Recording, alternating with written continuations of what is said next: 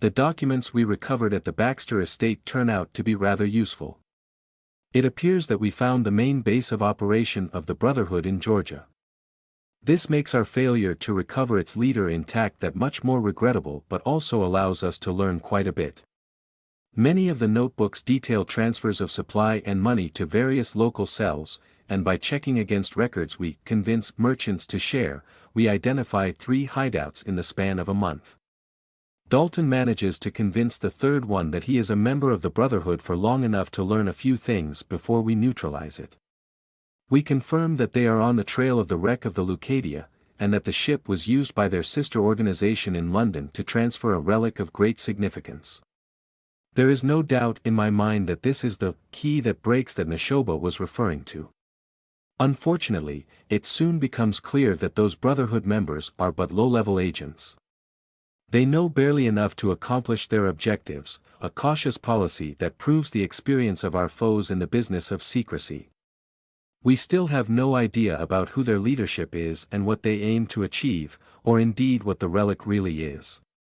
Some of their notable members may know more, though going after such public figures will require some preparation.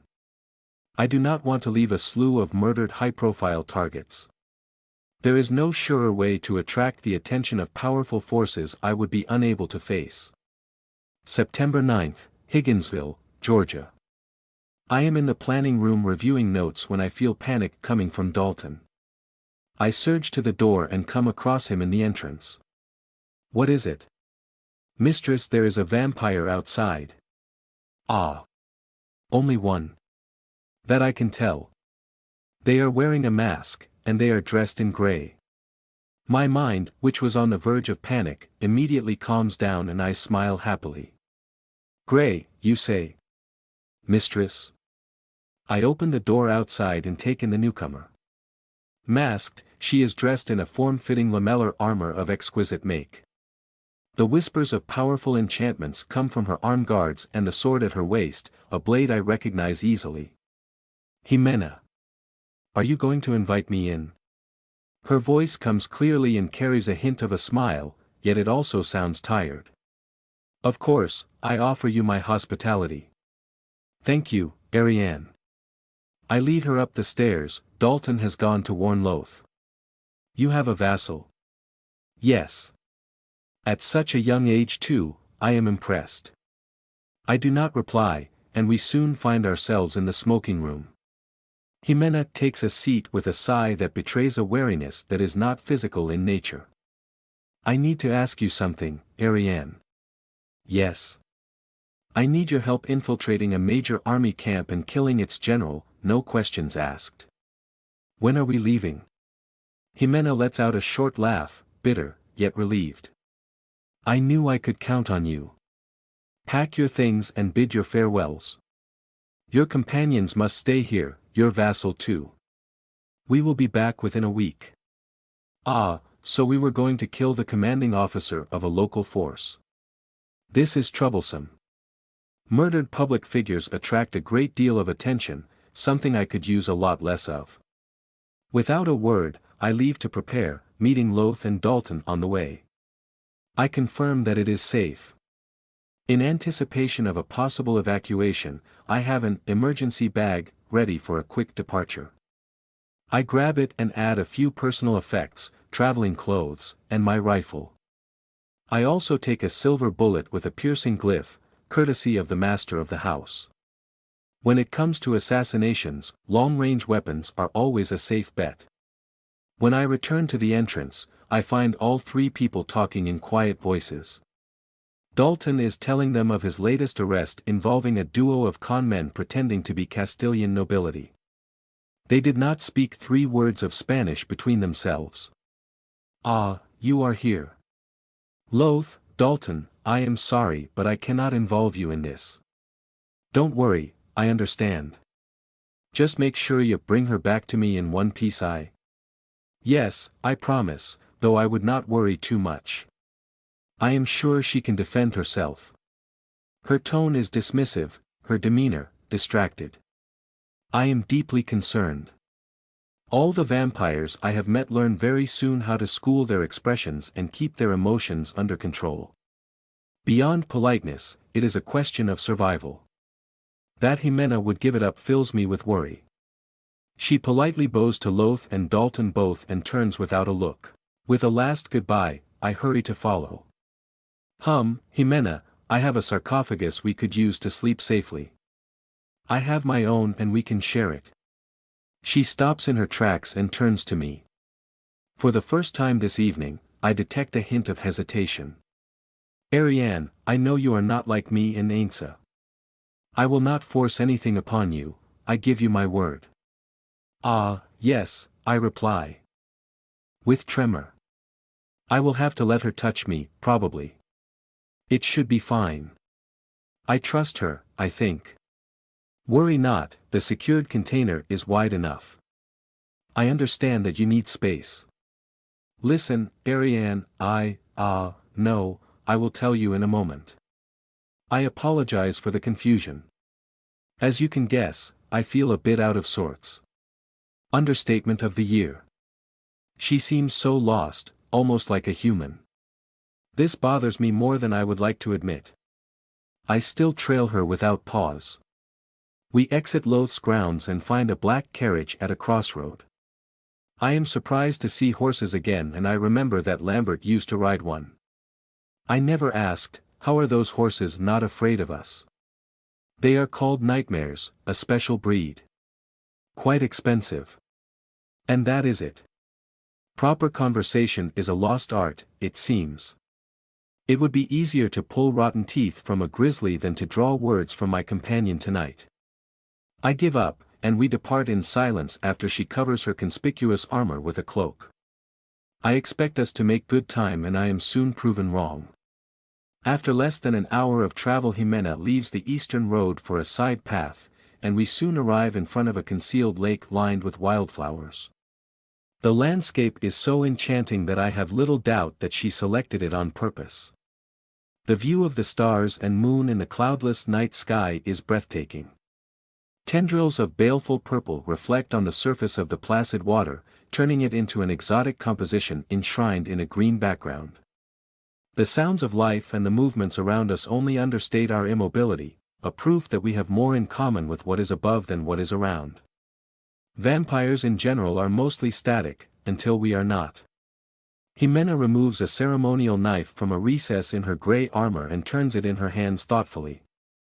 The blade is not metal, but a crystalline and irregular form. I give her the time she needs to gather her courage. Eventually, she does and makes a conscious effort to meet my eyes. When you left New Orleans I wrote you a letter. In it, I called you blood sister. It was presumptuous of me to say that. I gather you do not know what blood bonds are. I am sorry, I do not. There is no need to apologize, my dear. Blood bonds are promises of friendship between two vampires that transcend allegiance. To claim one is a great privilege, for they are precious things. Few would dare to commit themselves to such a deep oath. Jimena takes a deep breath before continuing. I offer and ask that we join as one. I pause, surprised. And where does this come from? I cross my arm in front of me in what I know to be a defensive gesture.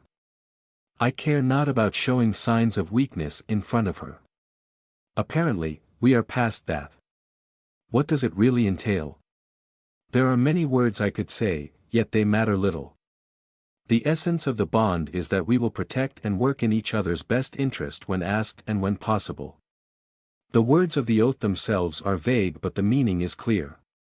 We will become as sisters should be. I ponder this for a moment.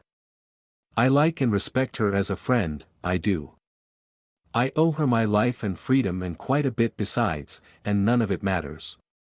This oath, it is not one that stems from obligation. It requires free will in its purest form. I am no mistress, you know this. When Nirari returns, his will shall crush mine and there is nothing I can do about it. If he does return, then it will be so. We do not ask the impossible of each other, we ask that we act when it matters. Why do you want to take the oath, really? You already did for me more than I could ever ask and I never hesitated to join you. We act as if we were sisters. Yes, and this would make it official. You will be able to claim this bond, as will I. You are taking a risk with this, are you not? With all due respect, I do not give a dead rat's ass. I came and asked for help. You answered. You did not even stop to think about it. That is all I need to know. A sister. I never had a sister, yet if I did, I wish she could have been like Jimena, unconditionally supportive, fearless, and caring. I accept. Jimena blinks in a show of powerful emotion. She swallows with difficulty and slices her palm with the glassy blade, then shoves it in my face like a bashful teenager at her first outing. In joy and despair, in feast and battle, in triumph and death, one of heart. My, so brusque. She really isn't one for long ceremonies. One of heart, I reply, and slice my hand as well. We join, and for a beautiful moment, I feel the deep bond of kinship that we just created. We stay here for a while, enjoying the deep trust between us and the ephemeral beauty of the scene around us, and I. Alright, let's go. Ah. Why, you tomboyish lout? Can I not enjoy the moment? Are you this much in a hurry? Sorry, I am not good at this sort of thing. Sorry. She rushes away, towards the carriage. The fugacious satisfaction I had fades like dew under the sun, and my mouth curves into a pout. It really isn't fair. This is the sort of memory that lasts a lifetime, or several in our case, and she went and ruined it. Seriously. When we depart once more, she will not meet my eyes. I settle into a sulky silence and wonder what it will take for her to share what is troubling her so. Only then would I be able to untwist her panties, as Loth would say it. We ride past sleepy hamlets and harvested fields in silence. I consider taking out my notebook and reviewing either runes or our latest progress and eventually decide against it. I have not been out here for a while, just enjoying the landscape as we pass it. This activity lacks the frantic pleasure of running outside that I do enjoy so much, and yet I find it relaxing in its own right. Perhaps I needed this. We have been focused so much on tracking the Brotherhood, that not an instant has passed that I did not think about it. This distraction is a boon in disguise. It is long past midnight when we come across a small patrol carrying torches. 2 men on horses with muskets at their back ride to us. We are hailed by the lead. Hold. State your name and business. We are travelers and our business is our own, replies Jimena testily before I even manage to consider a diplomatic response. That is not the proper way to handle this situation. It is my business if 2 women are out there at this hour around those parts. Where are your fathers and husbands, I ask. Proper, God-fearing ladies have no cause to wander around after the light is out. And proper gentlemen have no cause to accost women, after dark and otherwise. Now step aside and I will remind you to mind your manners. I will not allow a woman to teach a man, she must remain silent, replies the man with a triumphant sneer.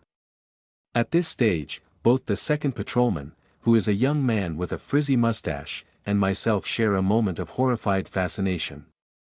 But I tell you that anyone who looks at a woman lustfully has already committed adultery with her in his heart, retorts Jimena with deadpan delivery, see? 2 can play that game.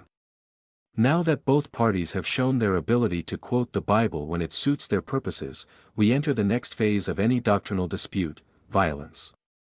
The man sputters in fury and pushes his horse to my sister, who looks at him with the immobility of the gargoyle.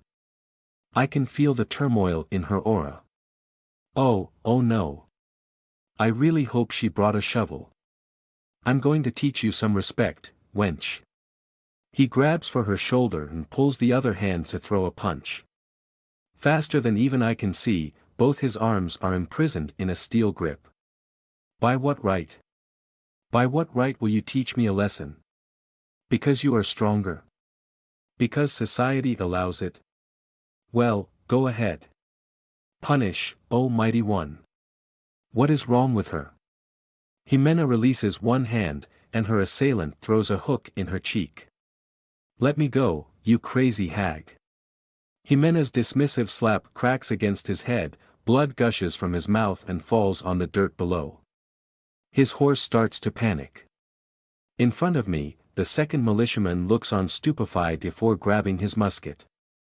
"Oh, well, it was nice meeting you." I jump. In a single bound, I cross the distance that separates us, then throw him on the ground and stab his panicked ride in the brain. I jump down as it falls and catch the downed man by his ankle before he can crawl away. I then drag my screaming captive under the cover of the trees. At least my need for blood is momentarily solved. Before leaving to a more secluded place, I turn back to a somewhat bashful Jimena.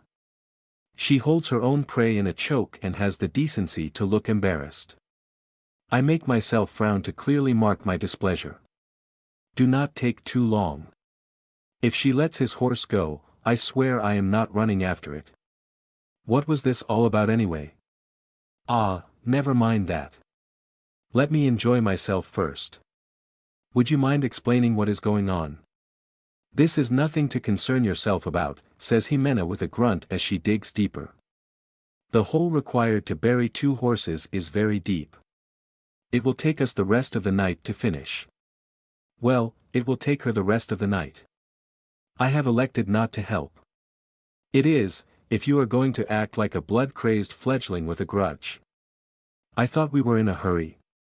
This was entirely uncalled for and you know it. Jimena sighs deeply and leans on the shovel. I am loath to bother you with it. You are already helping me tremendously and I offered you sisterhood partly for this. With our bond now made undeniable, you can claim me as sister and when the time comes, call for my help as well. This is not just about backing. Being your sister means that we share our concerns, not just use each other's support for clandestine operations. There is a step between partners in crime and siblings. She lowers her head in shame. You are right, of course. I am sorry. So many things have happened in the past few years that have challenged my beliefs, and now I am facing some uncomfortable truths about the world and myself. I realize now that I am dragging you into this. I can tell that you are facing your own struggles and still I bother you with my concerns. Will you stop this already? Just spit it out, woman, do not force me to extract the information out of you. Oh, she replies with a bit of mirth, and what will you do if I refuse? I'll sing. Jimena laughs at what she believes to be an idle threat. A short rendition of Auld Lang Syne for the departed patrol later, she quickly reassesses the danger her ears and sanity find themselves in. Alright, I'll talk, just please, stop. Oof. I see that you were not bluffing. Now I must ask, when I suggested music, did you follow through? Please say no. I am not a fool. I picked up drawing and painting. Thank the watcher. I know that you potentially have decades to practice, but you are trying to change topic, dear sister, and I would qualify this latest remark as a low blow. Perhaps I should pick up where I left off. No, forgive me. I will speak. I close my mouth like one sheathes a blade. For the umpteenth time tonight, Jimena sighs loudly and painfully. She resumes digging and starts her story. At first, her tone is hesitant, almost shy, and she often lifts her head to look for a reaction. Then, she forgets about everything to let her story flow. In order to explain my distress and the situation I find myself in, I have no choice but to tell you of my story. I know of your past, and it is now time for me to share mine as well. I was born in a village in Catalonia in the year 1686. And before you interrupt, yes, I know you have no idea where this is and so I will elaborate. Catalonia is a region in the northeast of Spain. Now, when you think of my homeland at that time, you probably imagine galleons filled with gold, fiery soldiers full of bravado dueling before a field of wheat while clad in garish colors, yes? I blame the book you sent me, the descriptions were fairly vivid. I answer. She snickers, but the sound comes off wrong. It is cold and empty, just a human gesture produced out of habit and politeness with no real substance. There is not a trace of mirth in it, and I soon learn why. Spain at that time was hell on earth. It was a corpse ravaged by war, famine, droughts and plagues. Bandits and mercenaries scoured the land and milked it to its last dregs, and its people were facing suffering the likes of which had not been seen in centuries. There was no longer a state. Justice could not be obtained but by the strength of one's arms. The inequality of status between the mighty nobles squabbling like vultures and the poorest commoners cannot be understood by one who was born in a republic. Jimenez shoveled arcs in the air, sending a plume of rocks and mud that falls like hail on the branches of a nearby tree. In our village, there lived an old priest. He was the third son of a merchant who fell out of favor with his hierarchy for one reason or another. He liked to gather the survivors and tell us stories of a time when our nation was rich and mighty. He told us we used to be the pride of Europe, that we cut the Americas between ourselves with another country called Portugal. He told us of the Habsburg Empire and how massive it was, ranging from the Mediterranean to a land far to the north, beyond the Pyrenees. I was full of questions. I asked him why we were suffering. Were we punished by him? He said that yes, we had lost our ways and that we used to follow the values of Christianity and were being punished for our conceit. He told me of the heroes of our past including El Cid, and his wife Dona Jimena Diaz who shared my name. I thought about that a lot. Perhaps if I lived a better life, the human God would bless me and I could save myself and Spain like El Cid saved Leon and Castile from Ibn Yusuf. A few months later, my little band found a wounded noble on a hunting path we were using to poach rabbits. Most of us wanted to rob him but I alone argued against it, and since I was taller and stronger than most, we brought the man to a refuge we used to smoke the meat and dry pelts. When he woke up, the first thing he did was to beat me black and blue and accuse me of assaulting him. He then decided to teach me a lesson. I was lucky, my strongest cousin came back with an early catch and got him off of me before he could finish. Then, I took his dagger and I stabbed him, and kept stabbing until he stopped moving. I know how this feels. The powerlessness, the unfairness, the pain, the guilt. We buried his body and I took his purse to the closest city. A few boys and I bought bags of grains and meat with the coin we had found. For a week afterwards, none of us went hungry. This is when it came to me. I had followed the will of the church and lost my virtue, then I followed the will of the world and got a full stomach. I got a lot of respect out of the plunder from the ankle biters of the village. I could beat most boys in a straight fight, I could come up with plans and I did not belong to any man. That was enough to become a leader. The next time some lowlives came by to take our food we waited until they were drunk and asleep and killed them all. We took their weapons and used them to prey on travelers and merchants alike. We were cautious and patient, and we left no witnesses. And so I became a bandit queen. We had a good run. We chose our targets carefully and would spend entire seasons without attacking anyone. With this, we were able to get things for our village. Men had the strength to work, women would not starve so much and many more children made it through the winter. It lasted until that fateful night we tried to attack a single mark. A noble carriage with no escort drawn by 2 black horses. Ah! Yes, this is how I met Lady Urraca, my sire, and the only lady of the Cadiz clan. Jimena's mood turns contemplative after that. I know that upon reaching masterhood, vampires are freed from the need to obey the one who turned them. It does not cut all ties, however, and it appears that her relationship with this Urraca lady is more harmonious than what I have with Master. She was so impressed with a band led by a woman that she only killed 2 of us. The others were let go under the condition that I would enter her service. And I did, gladly. Now, you may wonder why I would serve a monster willingly. You have to understand, I was certain I was doomed. Thou shalt not kill. I had broken the most cardinal rule. It was a damned soul no matter what, and I fully expected, in my heart, that one day my luck would run out and I would end up trying to hold in my entrails on the side of some muddy road, or with my corpse hanging from a noose and crows gobbling up my eyes. This is what the world had in store for me, and I did not know, did not hope for anything better. And then this woman came. She was not a member of the nobility, yet she was rich and clean and smelled so good. Fat merchants and pompous counts alike would fight over her favors. She was a woman, and yet she was a fierce warrior learned in the ways of the blade.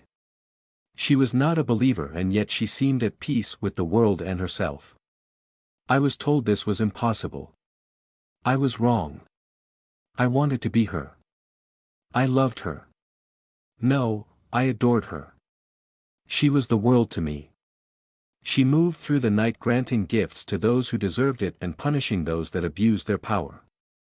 All those validos parasites were but dead branches that she carefully pruned from her domain, like one tends a garden. Their pathetic plots were seen through and unmade in record time. This is it, I thought at that time, this is what a true heroine is.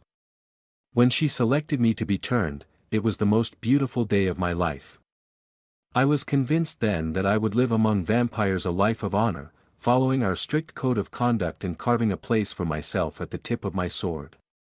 The days of corruption, nepotism and petty politics would end with me. Oh, don't look at me like that. I was 18 and Lady Urraca was the only one of us I had ever met. Jimena looks older than 18. The life of a highwaywoman must have been harrowing, or perhaps it made her mature faster. For all her apparent candor, I did not miss the moment she said they left no witnesses. You can imagine my disappointment.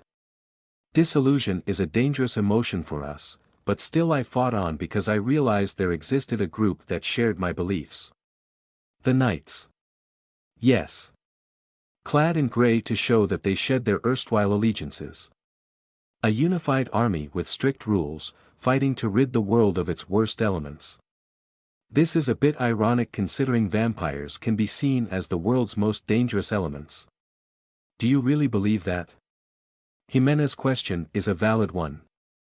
I think for a moment. Do I believe myself a blight on this world? Not really. I have killed, yes, many times, and yet I have also protected my territory from worse threats. We are the lesser evil, I believe. Were we to rule the world, there would be less freedom, and also less senseless slaughter. Something to keep in mind. No, I do not. My sister nods as if there ever were any doubt. As someone who has seen the worst humanity has to offer, we must seem mild to her in comparison. I joined the Knights, and for a while I really believed I had found my place. Squads and individuals were dispatched to bring order and discipline, relentless in this pursuit. Then I was betrayed on a protection mission. Betrayed? Yes. I was charged with bringing a fledgling to Geneva for judgment. We knew she had committed an unsanctioned massacre, but her master's involvement was still under debate. She was to be put to the question. Fledgling cannot countermand their master's order. If they ordered her to be quiet, she would not talk. Jimena stops digging for a second and leans on the shovel, as if under a great weight. There are ways to break the compulsion. A vampire's body can endure inhuman amounts of punishment when their spirits cannot. Even the Econ and their legendary pain tolerance will eventually succumb to agony, and the truth can be extracted from a shattered mind. As I said, it has been done, and will be done again. Goodness. Yes, in any case, I gave our route to a fellow knight who was in the vicinity, requesting support, unaware that he and my charge's master had been lovers. You did not know? It was not common knowledge. He leaked the route. We were ambushed and the fledgling was slain. An inquiry revealed the knight's duplicity and he was punished, then exiled. My own failure was judged less harshly, and I was only demoted. Jimena stares in the distance for a while, then resumes her digging. When you found me under the keep, I was bitter. The emotion carried by your tears allowed me to deal with the frustration and anger at the unfairness of it all. It led to the belief that this was only a one-time occurrence. I had to accept that knights were fallible. As I mentioned in one of my letters, I was given the opportunity to regain my rank by the head of the knights in Boston, a man named Wolfgang. I must accomplish several tasks, and if successful, I will be a knight again. Only. Yes. There are 2 other squires in this land, and one of them has been sabotaging my work. You can imagine my present state of mind. Oh, my, this again. I must ask though, are you and those other squires in competition? Implicitly. The length one has to remain a squire can vary according to their ranking. Have you considered that Wolfgang may have left instructions to test whether or not you learned your lesson? She freezes completely. What lesson would that be? Don't trust anyone, not even other knights. She puts the shovel down.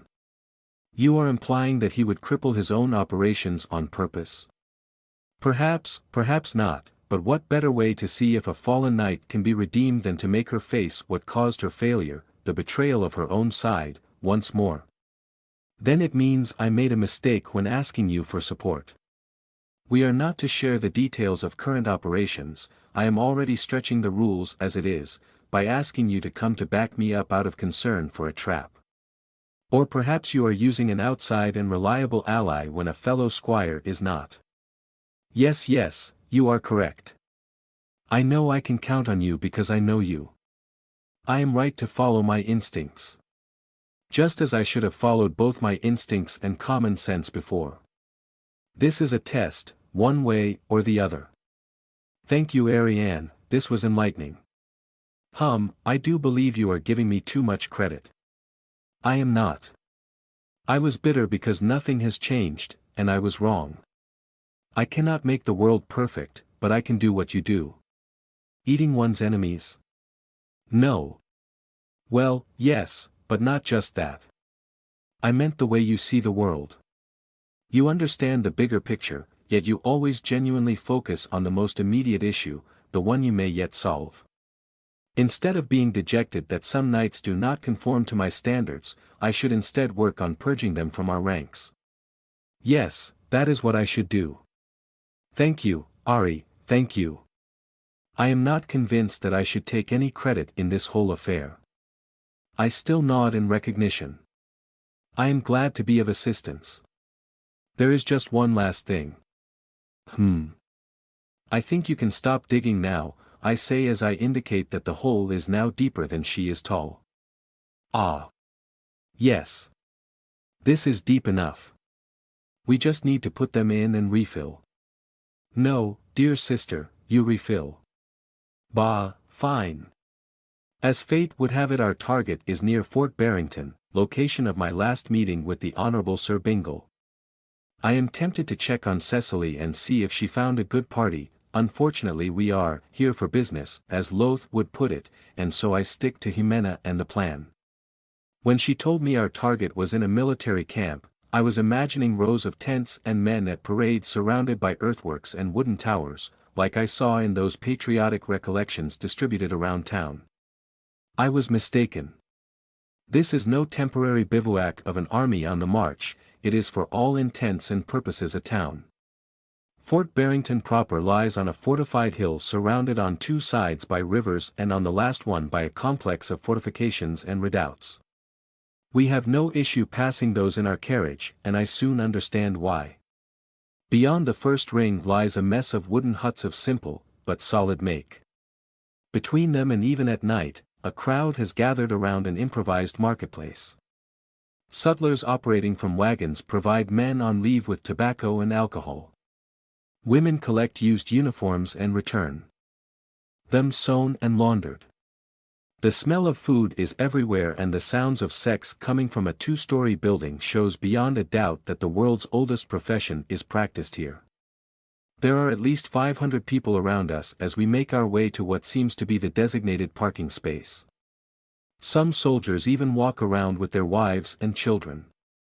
How many combatants are we talking about here? The 3rd Line Infantry Regiment and 1st Regiment of Georgia Militia with some horses and artillery, a bit over 3,000 men in total. Access to the general's quarter is restricted at all times, therefore we will have to infiltrate the base itself. I see. And the target? General Chester Floyd, commander of the 7th Military District. He dies tonight. We park between two empty wagons and I get down quickly. We will proceed with our task when most mortals have fallen asleep. You should not show yourself too much. People will remember tonight and strangers most of all. Hold on, I have an idea. I will be back in 10 minutes. True to my word, I run my errand, making sure to charm my memory away from the cloth merchant and return promptly to my accomplice. When Jimena sees me, her brows creep up ever so slightly. Tada! What do you think? In the darkness, we could pass as soldiers. It should help our infiltration. Jimena blinks several times as she takes in my uniform. Ariane, turn around please. I grumble and comply. Those trousers are entirely too tight where it counts and I am afraid that the seams will just pop open should I attempt to crouch too fast. When I am facing my sister again, she is biting her lower lip. Is something the matter? It's a good idea. Oh, Ariane, it is certainly an excellent idea. Revolutionary and eye-opening. Unfortunately, how should I put it? You are too shapely to pass as a man. It will be dark. Anyone who spots you in this uniform will inevitably notice that it is being worn by a woman. I am sorry, Ariane. I was really looking forward to being disguised too.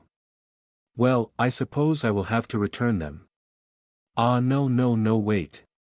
Give them to me please, I want Itza to try them on. Jimena, surely you would not ask her to infiltrate a base. What? Oh, of course not, HRM, don't worry, I will make sure she removes it promptly. You have my word. It will be for a good cause. Curious. Oh well, it matters not. Rather, I can lend you one of my squire armors. They are adjustable. That will not be necessary, I would rather move in the outfit I am comfortable with. In the next few minutes, we compare our murder apparels in an impromptu fashion meet. And the blood washes so easily. What a marvelous contraption, dear sister, and you say the dress has the heart protector I recommended. Indeed. Stupendous, I wonder if Loth of Skorag would be inclined to make one for me, against compensation of course. I am sure he would be delighted to have your business. We promptly get prepared. I keep my Talleyrand in a black shoulder holster to prevent light from shining on it while we move, and though my sister frowns with disapproval, she does not object me bringing it. I would sure hope so.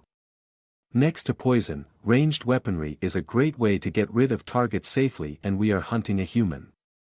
Truly, my rifle is the optimal solution. Jimena has me memorize a basic map of the military camp itself and we settle to wait in companionable silence. The sounds of the night grow progressively more subdued as the crowd drifts to sleep. A little past midnight, she stands up and declares that it is time. We run through the village in perfect silence, easily avoiding the occasional late revelers. We soon reach open ground and accelerate towards our target. When we reach the first earthworks, Jimena easily jumps over it and I follow her immediately. As she lands, she seems to remember me and looks with worry, promptly turning to relief as I stop beside her. This situation is repeated a few times until she realizes that I have no difficulty matching her speed. All those nights spent running around have finally paid off. In the next few minutes, we weave and sneak our way through the base like ghosts. We step behind patrols, between pickets and above the walls of redoubts. Neither rocks nor spikes can stop vampires. Nor can eyes and ears catch us as we make our way through mortal defenses with perfect discretion, unmatched and unbothered. The entire facility lies open and I use this opportunity to inspect it. Rows of wooden barracks housing a squad each alternate with smithies, armories and barns. I have issues wrapping my head around the number of fighting men present here, and they only represent a fraction of the forces that would be brought to bear against an invasion. I can only imagine major battles involving tens of thousands of troops. What a spectacle it must be. How unfortunate that such actions only occur during the day. Without incident, we approach the general's quarter from the side. He lives in an old house that predates the camp by a few years, surrounded in turn by a square fort with guard towers on each corner. We easily jump up the wall and after making sure that the sentries are looking elsewhere, drop down. I immediately follow Jimena in the shadow of a small cabin built against the palisade. In the middle of the open ground stands the refuge of the man we are here to slay. It shines in my eyes like a city's night sky, while several squads stand at attention. I knew it, whispers my companion, and indeed her suspicions are confirmed. The stone edifice is covered in wards and spells of all kinds. It is enough to make it almost impregnable. Only someone warned beforehand would set up such an intricate and expensive work in place. This represents several days of effort for a team of experienced mages, and a small fortune in materials. Jimena was indeed betrayed, by someone with a connection to spellcasters. "Can you break the protection so that I may get in?" she asks. I turn to her dismissively. "What are you talking about? We are not here to infiltrate, but to end a life. We would need to drag him out of this death trap." "Inaccurate, sister, I only need to see him, and I know the way to do it." I examine our surroundings and locate what I expected. The fort is designed to be autonomous under siege even if artillery would make short work of the walls, therefore it contains a powder reserve. "Here is what we should do," I whisper, and share a simple plan. At first Jimena is reluctant. Her old-fashioned approach to operations conflicts with my method, and yet she cannot deny the allure of such a pragmatic solution. "Very well, sister, I shall follow your lead in this matter." She is about to leave when she stops and adds in a whisper, without facing me. "When you came to me in the keep, you said you were a fair shot and I ridiculed you for it. I owe you an apology. Then do so after I succeed. Good luck." I breathe in and out with absolute calm. The two men on the guard tower slumber at my feet, their willpower no match for my full-powered charm. The night is silent but for the flames of open torches and the heartbeats of tired men. I wait. 100 paces in front of me, Jimena slips behind a board guard and slowly lifts a set of keys from his belt. She turns and opens the door to the armory. It turns on its hinges in silence. She disappears inside and emerges a few moments later with a barrel of powder. I wait. She skirts the outer wall in the darkness to a shed facing the general's bedroom. I wait. A fire erupts from it. It quickly engulfs the small structure while Jimena slips away. Screams and sounds of alerts erupt left and right. I wait. The shed explodes in a rain of fire and shards. An alarm bell rings in the distance. At my feet, one of the guards stir. The air is filled with yells and screams. The camp is waking up. I wait. A trumpet blares in the darkness while a crowd of half-naked men rushes out of their beds, weapon in hands. They spread out. Additional torches redden the night, casting shades on the ground that shake and twist as if dancing in madness. I wait.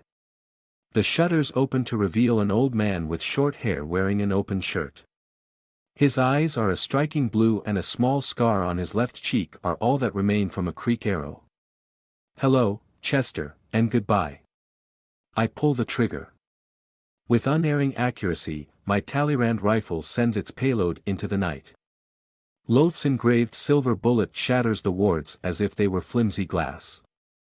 A red flower blooms on his forehead and I know his brains now splatter the inside of his bedroom.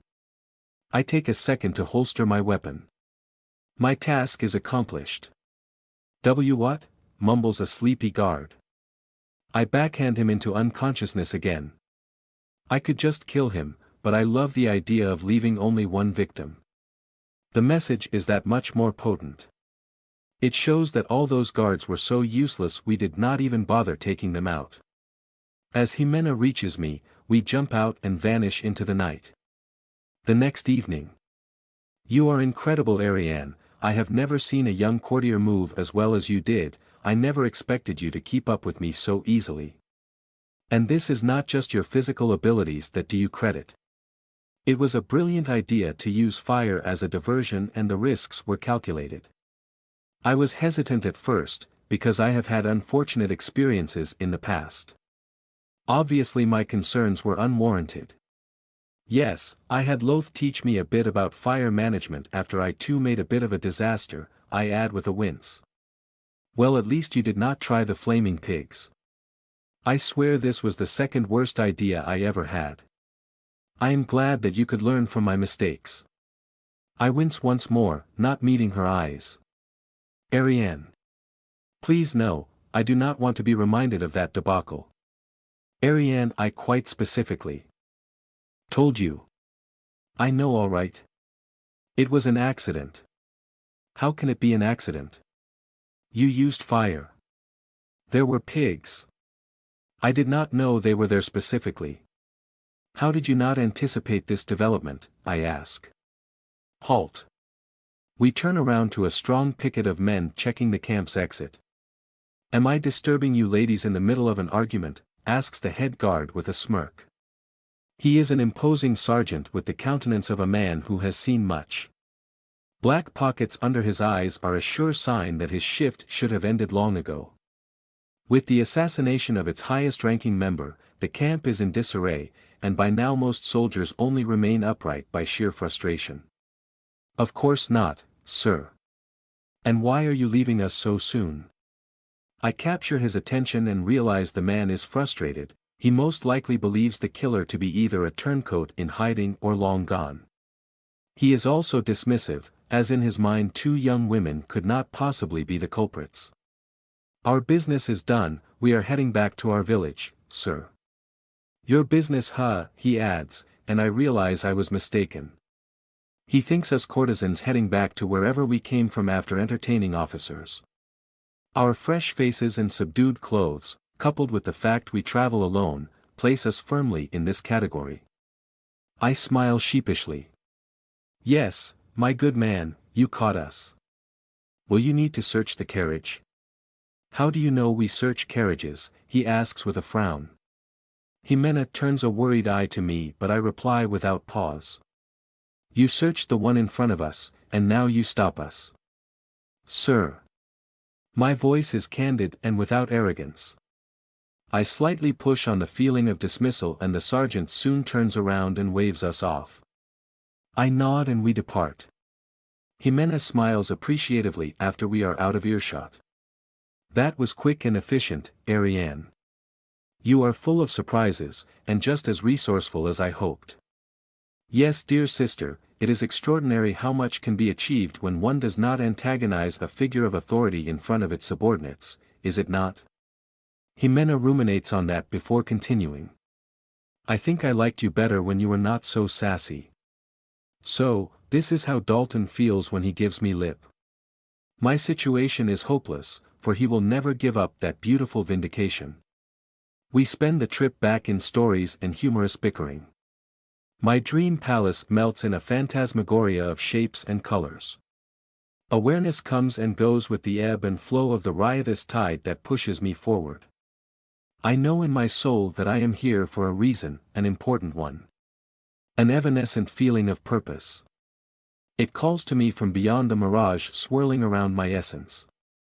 As I think this, I breach a sort of membrane and fall forward into a body that is not my own. I do not have the time to consider any of its physical properties, for my mind is swallowed by an overwhelming sensation. So much power. The might of a demigod courses through my veins, begging to be used. I tower above all and none can match me. The clouds of shifting illusions coalesce and turn dark. A scene unravels before me. I am standing there and I am. I am bored. Plumes of smoke rise into the night sky as fire ravages the husk of a fishing village. Nets, baskets and jars litter the ground alongside armor-clad corpses. There is not a laborer in sight. All those who lie here are warriors, or rather, what passes as a warrior in this pathetic era. They are fools. Weak fools. I direct my steps to a man in gray plate, still clinging to life. My feet raise clouds of ash as I cleave my way through the remains of the fallen. Men, vampires, even exotic creatures called by magic, all fell before me without showing the barest sign of inspiration, the dimmest spark of genius. Lives wasted in the pursuit of mediocrity, now fated to be lost to time, their memory stained by their ultimate and pointless failure. This one was their leader. His dark beard is stuck to his face by thick black blood while the red flame of one of my spells slowly digs into his flesh. He raises mismatched eyes to me with the empty courage of men who have nothing to lose. I won't say anything. You might as well slay me, beast. You think I want to know why vampires and mages have united against me, or how you knew where I would emerge? You are mistaken, worm. I care not. The only thing I wonder is why you believe that you stood a chance. I pick him up by the collar. He grunts in pain as the motion makes my spell bite ever deeper. This is not new to me, none of this is. I have seen this alliance before. I have fought this kind of ambush before. I have slain lords and knights before. You bring me nothing. Even your flimsy excuses to stop me are rehashed arguments I have already heard 1,000 times. You have been nothing but a disappointment, though I am feeling generous tonight. Tell me something interesting and I will let you live. I know who it is you seek. You will never catch her. I have all of eternity, and I need to be lucky but once. I drain him dry and throw the smoldering corpse away. Vanheim bloodline, a bit bland for a lordling. Are the preparations complete? I perceive a lithe form nodding in assent behind me. Good. I have tarried for too long and the trail has gone cold. It is not the first time and probably won't be the last either. Then go. My servant disappears. I would eagerly depart myself, unfortunately, there is something left to do. My attackers evacuated the village before my arrival to prevent unnecessary casualties and to stop me from devouring them, perhaps. I need to show them the futility of such actions. I need to set an example so that I am left alone for a few decades. Another tedious task. To it then. I dreamt today.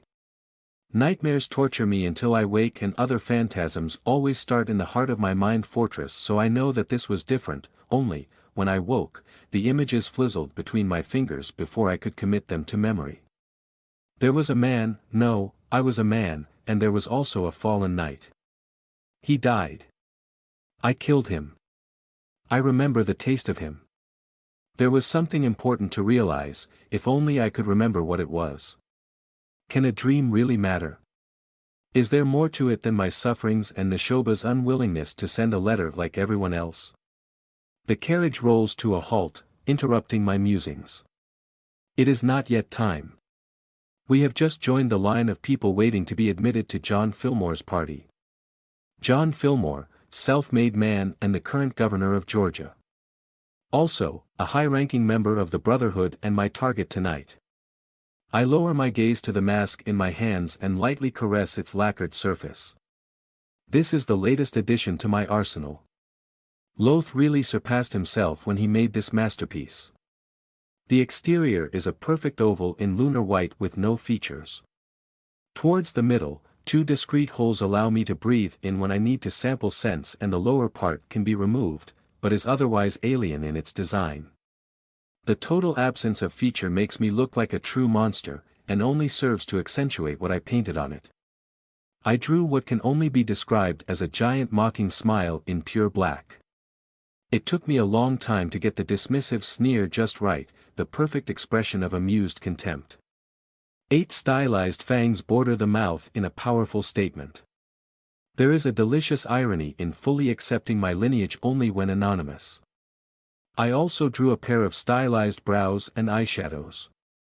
When I angle my head forward, for example when I am in combat, the shades deepen and make me appear more murderous. The interior matches me completely so that it could hold even without straps. The mask leaves my ears and the back of my head free. It also contains the drawing of a rune, etched in gold, that should prove salutary. Its working masks my aura to an extent. It will not suffice when dealing with wards, but individuals will have a hard time noticing me.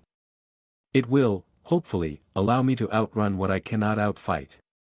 I put it on just as my ride stops in front of the monumental doors of the Fillmore residence, and I step out to pass them, formal invitation in hand. The open gates, the majordomo genially checking the cream envelopes, all seems to indicate that I am invited here, and I go through the threshold without issue but not without apprehension. It worked. I move forward to the ballroom as the first revelers turn to take in my sight. For this operation we have forfeited discretion and gone for maximum impact, and I must say that without the mask, I would not have had the gumption to carry this out. My attire is provocative. There is no other way to say it. I am wearing a black dress with long raven feathers covering the collar and shoulders. High gloves ending in chitinous talons cover my arms, and while I show very little skin, the attire is form-fitting. Shards of obsidian are sewn in hypnotic patterns along my side to attract and distract those that dare look. Wearing this dress is a statement I have no choice but to own. And so I weave my way to the crowd, haughty as you please. I dodge and slide and strut and stalk with a grace that no mortal can hope to match, and leave in my trail envy and just a tiny note of fear. Those who look will know I am a predator. For a woman to walk thus should be unthinkable in good society, and the same rule that should constrain me does not allow the attendees to challenge me aloud. The sensation is almost intoxicating. Tonight, I am not Ariane, the demure daughter of a landed gentleman, who was chaste and attended church every Sunday. I am Ariane of the Nerari, the daughter of thorn and hunger, she who carved a bloody path to freedom through vampires and werewolves alike. That Ariane does not care for peer pressure and the judgment of the cattle. She already has her place in the world. And friends she can rely on. I ignore the whispers, the gawking yokels and the dancers stumbling their way in the middle of the floor. I grab a flute of champagne from a passing waiter and make my way out towards the garden. From the corner of my eye I see the master of the place, leaning to the side to ask some questions to a second majordomo. I am no betting woman, but I would match peanuts against solid gold that it concerns my identity. With the bait set, I step outside. It so happens that Mr. Fillmore likes young and confident women. I am also not someone he has ever met, having obtained the invitation through one of their business partners. If everything works well, he should approach me himself. I only need to hold on until he makes a move, and I would rather avoid getting too stuck in discussions before it happens. I step outside and walk down a set of stairs on a gravel path surrounded by perfectly cut lawn. The garden expands before me, deserted at this hour. It is surprisingly vast. I slowly make my way alongside carefully carved trees and geometrically placed flower beds. Cubic hedges line the path forward. I recognize the marks of a French formal garden with its obsession of symmetry and control over nature. It used to be my favorite when I was younger. I had found its controlled lines and deliberate design soothing. Recently, I have found myself craving something a bit more on the wild side, and the design of my Mind Fortress Ethereal Park reflects this change of taste. There are more hidden paths and sinuous ways. The flowers have thorns and sprawl lazily where they please, covering strange rocks. My feet lead me to a small copse of trees, the only part of the property to have escaped man's controlling grasp, and I am for once surprised. There is already somebody there.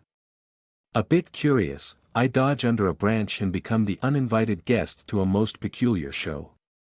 A man in a satyr mask with two horns jutting upright is playing a silent melody on a transverse flute. I quickly understand the lack of sound. The strange musician has placed the end of a light scarf on the embouchure and lip plate, so as to prevent his creation from escaping. His fingers dance a light gig on the silvery metal until, as I watch, they tangle and stop. Overly complicated pretentious bullshit, he swears with emotion. Is that the name of the piece, good sir? The satyr jumps in surprise at my voice and grabs his heart. Good lord, milady, please knock on a trunk next time, and without missing a beat. You are as quiet as a whisper, milady, please forgive my manners, I had not seen you. He then bows smartly with his flute held to the side like a saber. You are forgiven, dear satyr. Though if I might ask, this is a strange place for a rehearsal. I draw closer and study the weird human. He is probably quite young, dressed in a green suit adorned with leaves and vines in dyed fabric. His feet have been covered by a hilariously large set of fake hooves. Dark eyes without guile study me from behind the mask. A curtain of wavy black hair fall from it on both sides. Would you believe me if I said I am offering my songs to the goddess, hoping that Artemis herself will interrupt her hunt and descend from the firmament to bestow upon me the secrets of the night and perhaps even her favor? An exciting proposition, my friend, though satyrs serve Dionysos, songs are the domain of Euterpe and, sadly, Artemis is forever a virgin. Curse classical education. My lies have been undone. Nothing can escape your keen senses. Very well, I at least owe you the truth for submitting your ears to this unsightly display. I am hiding. From whom? Have you perhaps seen a woman in a brown dress rushing around? Wearing a dog mask?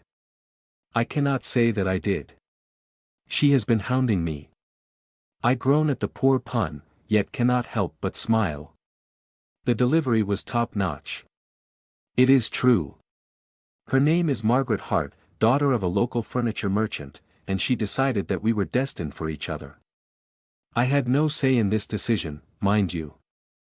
She has been courting me quite aggressively ever since. Has she captured your heart yet? No, though not for lack of assaulting it. I see, and this mask will not protect you. Oh, I cannot hide, I'm afraid. Despite the disguise, we remain recognizable. We are an insular folk here, and have known each other for years. No thick cloth nor masks will rid poor cousin Francis of his unfortunate tendency to scratch his ass in public, for example. Ah, pardon my French. You are forgiven for your language, sir, but not from bringing this to my imagination. I am inclined to retaliate by bringing your pursuers on you.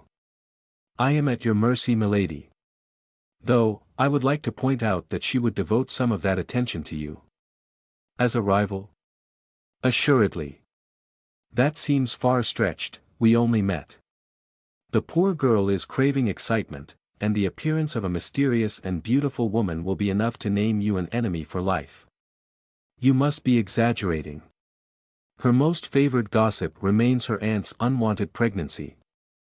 It does seem like a serious affair. Not if you consider that it happened 13 years ago. The boy is almost as tall as her, though obviously not quite as heavy. This is, to date, still the most exciting thing to happen in her life. Oh my, how dreadfully boring. I would rather spike myself and face the dawn than to live such an existence. Now you can imagine my worries. Marrying her would be a death of the soul. I understand. By the way, how do you know I am beautiful? I could be a gorgon under this guise. This is a masquerade, milady. I can choose to think you pretty and you would have to break the rules to prove me wrong. Besides, there is something in your countenance, something that speaks of confidence. This is not the mark of an ugly woman. Oh my, how insightful. But tell me, is your suitor not beautiful herself? I am afraid that she fell off the ugly tree at birth and hit every branch on her way down, then landed face first. Surely she has a redeeming quality. Her stature can only be called willowy if said willow has been cut down and turned into a barrel. Her temperament would suit Hades better than Persephone, and if she ever had a moral fiber, it has long since dried out and been turned into a basket. I cannot help but laugh. What fun he is. I have not had such a pleasant and carefree conversation since. I cannot remember. I have been fighting and hiding for so long, even social events were only the setting for another intrigue. Come to think of it, this one is too. I still have a little time, however. I must not rush this operation, and besides, this is so entertaining. Yes. I missed this. Just a nice evening out with a pleasant conversationalist. Witty retorts and fun exchanges. It is lucky that he would be here alone, and he smells quite good, like soap and sunshine on clean skin. His heart beats so strong, a bit faster now. I could see him touch me and not be terrified. He would be tender and patient, and I would bind him to my service. No. I take a step back and retract my eager fangs. The mask saved me from doing something regrettable. This is not the time to be shopping for new followers. I have a mission to complete. And I would lose him. This man would not do as a vassal. I would have to bind him, and after each feeding, he would grow ever more placid and obedient, and even less himself. A hollow shell. Cattle. My hand, which was about to touch his shoulder, falls down by my side. His own hand retreats, and I can tell he is a bit disappointed. I am sorry. I do not know what came over me.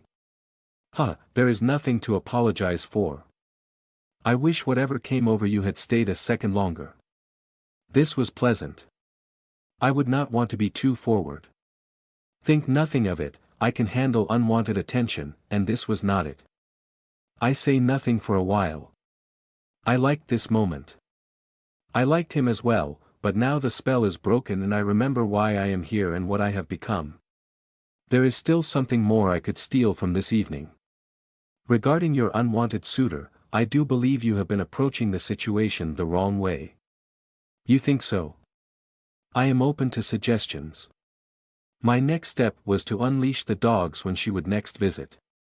Nothing so crass, I assure you. Think of your poor dogs. No, what you need is to stake a public claim. The humiliation will prevent her from pursuing the matter. The man's stance shows hope. What would you suggest? I lean forward ever so slightly. Invite me for a dance. He licks his lips nervously. Yes. I see how this would be an excellent idea. I place my arm in his. I am daring tonight. Constanza would be squealing if she knew. My mysterious friend leads me back inside into the dance floor, chest puffed with pride. I realize that he is most likely much younger than me, an occurrence that will only happen more often as years go by. We enter under the curious glance of more than one attendant, line up with the other dancers and move with the sounds of flutes and violins. Dancing is ever the social activity. The slow rhythm invites flirting, though the presence of so many people around prevents anything too bold from happening. There is no physical contact except the occasional hand clap, though it does not stop me from making myself noticeable. Even the most minute change to someone's balance can make a twirl awkward or perfect, and I am, to them, perfect. Every step, every twist is flawlessly timed, and I let my partner guide me and guide him in return. As the music goes on, we become the center of attention, for none can match our display. From the corner of my eye, I notice a plump woman in a dog mask storming out of the room. It seems our little ruse has worked. Your suitor just left the scene. I would rather make sure, would you grant me the next dance as well? I'm afraid I must decline, my good sir. Hell hath no fury like a woman scorned after all. I must prepare for my exit. He is about to protest when I break protocol and place a finger before his lips. The gesture is enough to make him miss a step, thankfully promptly corrected. The poor lad looks completely dejected. Will I see you again? No, we will not meet again. This was an experience born of the moment, and perhaps a sign that I can move on a bit, retake what should have been mine. Who knows? When the orchestra stops, I merge into the crowd, leaving him behind, and make my way to the middle of the room, where I am intercepted by another majordomo in a frog mask. Milady, forgive my impertinence. Mr. Fillmore would be delighted if you could join him for a moment, if it pleases you. I nod and follow. Our plan has borne fruit. I thought I would go to him directly upon arriving, however Loth said it would be preferable to be invited. Since my purpose is to be alone with him, it will require us to depart the room, which is better done without too many people's scrutiny. I harbored doubts and voiced them to Loth. How could I, a woman without much experience in flirting let alone seducing, end up alone with a notable man such as Mr. Fillmore? Especially in one night? Is he not overestimating me? The tall man had simply raised a brow and retorted. How could a powerful man be convinced to be alone with a beautiful woman in his own house? Big difficulty that is. Guess you'll have to impress him with your knitting first, you know. Engage in jolly conversation. Jokes aside, use your instincts and Sinead's lessons. That man wants to be seduced, so since Eerie wearing a mask, use it to be a little daring eye. Trust me, I'm a man. It will work. And so here we are. I just hope he will not be so vulgar as to touch me in public. That would be catastrophic for everyone involved. The crowd parts and I finally see our benevolent host. He sits on an actual throne, in a suit of cream and gold. A sun mask adorns his face, held in place by a golden crown. By his side, a large man with a clean-shaven head stands at attention. This is the most blatant show of megalomania I have seen since leaving the Lancaster clan. Ah, good evening, miss, I do not believe we are acquainted. Naturally, Sun King, this is a masquerade after all. The man chuckles, though his eyes remain curious. How should I address you then? Melpomene. Amuse. Dare I ask to see your cothurnus? Cothurnus are shoes worn by classical Greek actors in tragedies. Achilles mentioned it once, thankfully, else I would look ridiculous right now. Surely you would not want me to be indecent at your own party, sir. Of course not, haha, of course not. Right. Say, milady. The following conversation is a careful exercise in patience. I immediately start by engaging Fillmore on his favorite topic, himself. At the same time, I remain mysterious and use a light touch in my attempt to keep him entertained. Any heavy-handed attempt might be detected by someone with his experience in social matters. I stay careful and do not overestimate myself. A light laugh here, an amused and snarky remark there, little by little I make him more comfortable, and after his guard has let up a bit, I insert a bit of charm in my eyes. It is then that my caution proves warranted, as Mr. Fillmore is wearing a protective magical charm. How interesting. It appears that my dear guest has fingers in a great many pies, to be linked both to the secret society and to mages. Following Sinead's method once more proves to be a boon. I carefully align the essence of the bond linking us to his current feeling, and I start to dig through the magical shield. This charm, however, is powerful. Much more so than the one the Rosenthal guard wore. I must now focus on both my conversation and the breakthrough. Thanks to hours of practice, I quickly succeed and get a glimpse of his thoughts. Unsurprisingly, my host does not hold me in high regard. I do not detect any feeling of respect or concern in his mind. He does however harbor no small amount of lust. It is only tempered by careful self-control and apprehension. It cannot be that he knows what I am, the feeling is far too diffuse for that. Then what? Ah, of course, social pressure. My host is a widower, and although it would not be unacceptable for him to search for a new party, being seen going upstairs alone with a younger woman could become a stain on his reputation. This fear is a boon if I can carefully reduce it. Fillmore is clearly worried about his mind being tampered with, and any sudden increase of sexual desire may be regarded as suspicious. Instead, I will simply weaken his inhibitions.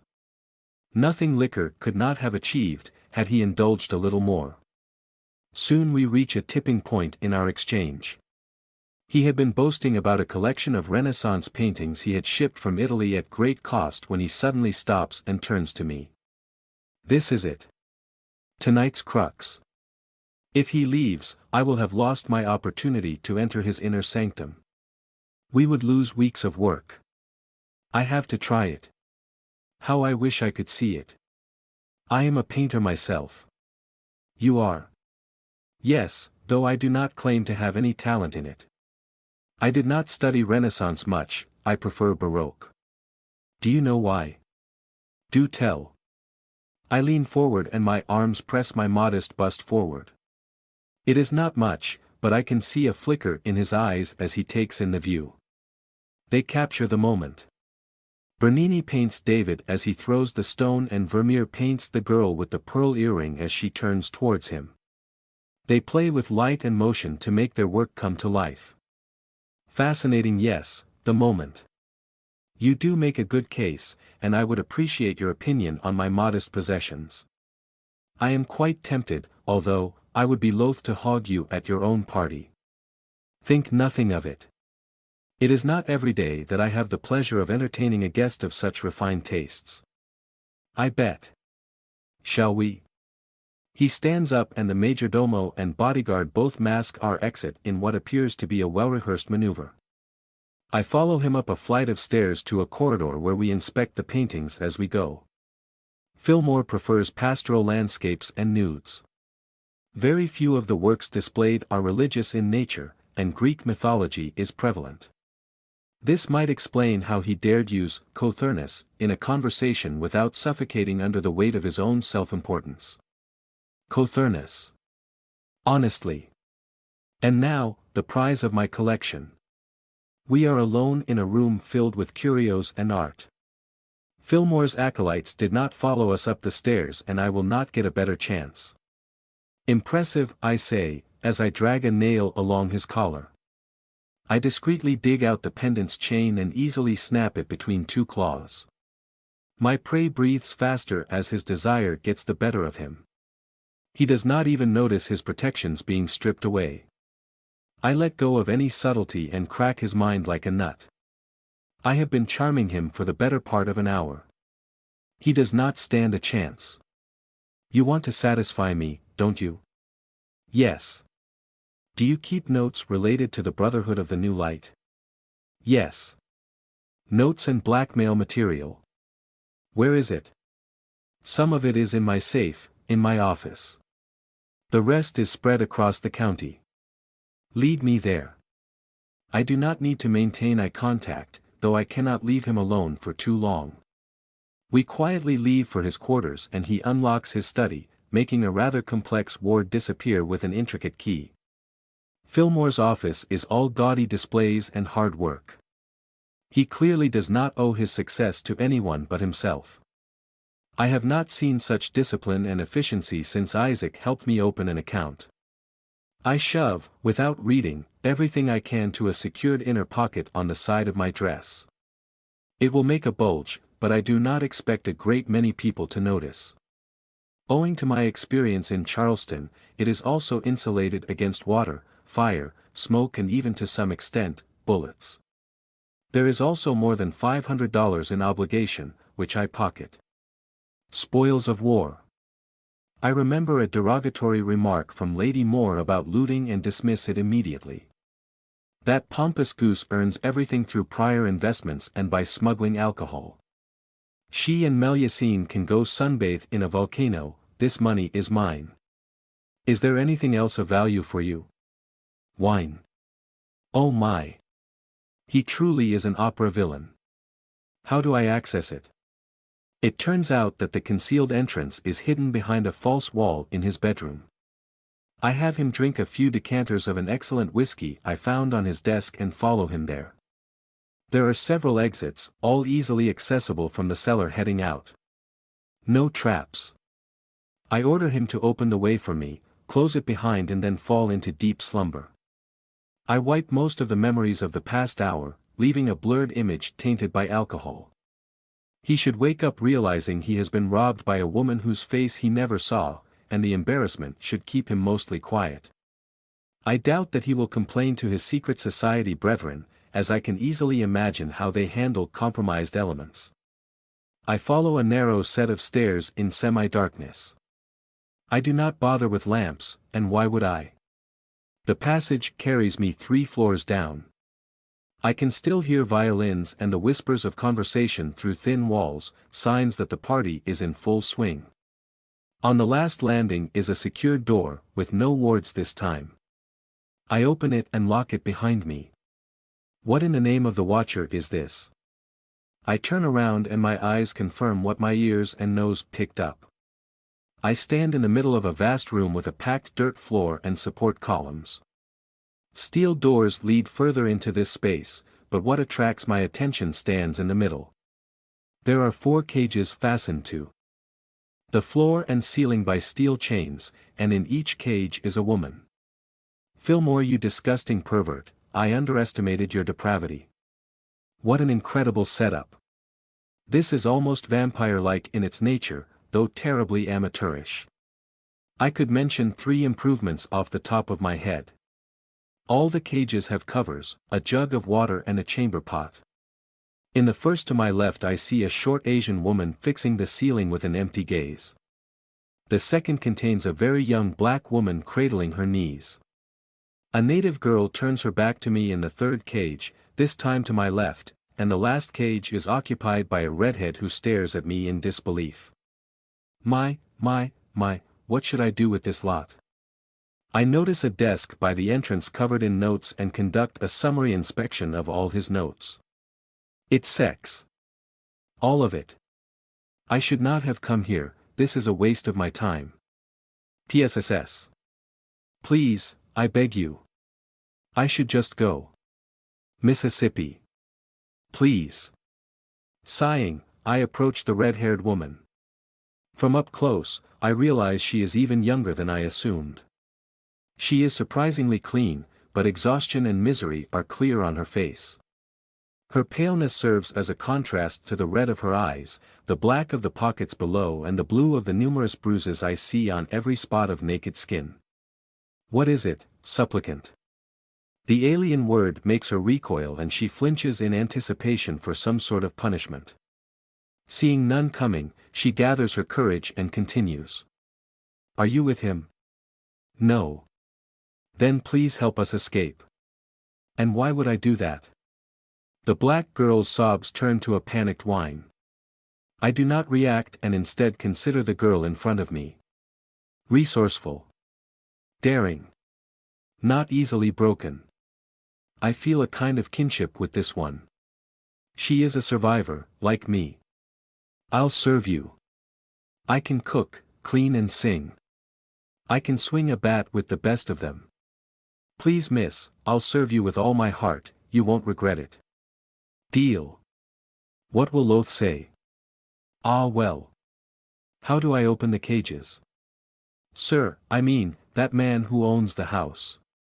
He has it. Damn it, I should have been more thorough in my interrogation. Any other way? She shakes her head, licks her lips, thinking fast. He could keep a spare somewhere around. I nod and look around. Besides the desk, there are also several wooden apparatuses that would not be out of place in a torture chamber. A rack holds tools I do not recognize, though their shapes speak of a tragic tale. Should I free this woman, Fillmore may not survive the night. I return to the desk. Unfortunately, a more thorough search only gets me a hidden knife. I am certain that there are no secret compartments. A quick search beyond the 2 steel doors only reveals the concealed exit and an actual cellar as large as a warehouse filled with crates and cleaning supplies. I return to the red-haired woman, who is starting to tear up and grab the door. I pull. It's steel, miss. The metal creaks and groans, the hinge pops and the door opens. Holy shit. Language. Sorry. I turn to the others. I could do the same or keep them as snacks perhaps. A noise comes from upstairs, heavy footsteps rushing down. What should I do? If I drag her now, they will rush us before I can open the concealed exit. Indecision takes the decision away from me. Stay here, pretend the door is closed, I manage to whisper before the door bangs open and Fillmore bursts in with 3 men in tow. One of them is the bodyguard I met before, still as expressive as ever. The other 2 are more interesting. There is a tired-looking old man with a graying beard and fat man with a red jacket stained with grease, pasty face red and out of breath. The two newcomers are mages, very likely the ones who made the pendant and set up the wards. "You will wheeze return the documents wheeze now," says my host while brandishing a gun. Instead of answering, I run towards the darkness. Fillmore does not pull the trigger, not that it would stop me, but even the most soundproof ceiling will not stop the thundering blast of a gunshot. Instead of reaching for the exit, I enter the warehouse, lock the door behind me and jump up. I use my claws and feet to stick to the ceiling and wait. "She went left." "No, right, idiot," answers a gravelly voice. Probably the older man. The trio bursts into the room. The older man had the presence of mind to take a lantern and the bodyguard now has a club. We search the area, you go right I go left and we meet at the end. "Alistair, you guard the door and catch her if she tries to make a run for it." "Do we really have to? We could just." "Shut up." "Yes, you really have to. Now go." "I don't have a light." "Then make one," answers the leader out of patience. The fat man grumbles and complies. Light. A pale orb rises and shines on me. They do not look up. No one ever does. The two men split up and start their search. Theirs is the only source of illumination here. With the clutter, it is easy to hide if only for a minute or two. "Come on out, don't make it too hard on yourself. You know you're trapped." I wait until they are a few meters away before dropping on the bodyguard. I may still spare Fillmore to avoid a major scandal. These men are expendable. I silently kill the bodyguard with a finger through the neck. I pull him down to avoid noise of a collapsing body and hide his form in the shade. One down, two to go. "Don't be ridiculous, girl, it can only end one way." "What makes you quite so sure?" Both men swing around, one with a yelp of surprise and the other with his gauntlet raised. "He got caught, huh? Nicely done, but you are only delaying the inevitable." Again I ask, "What makes you so sure?"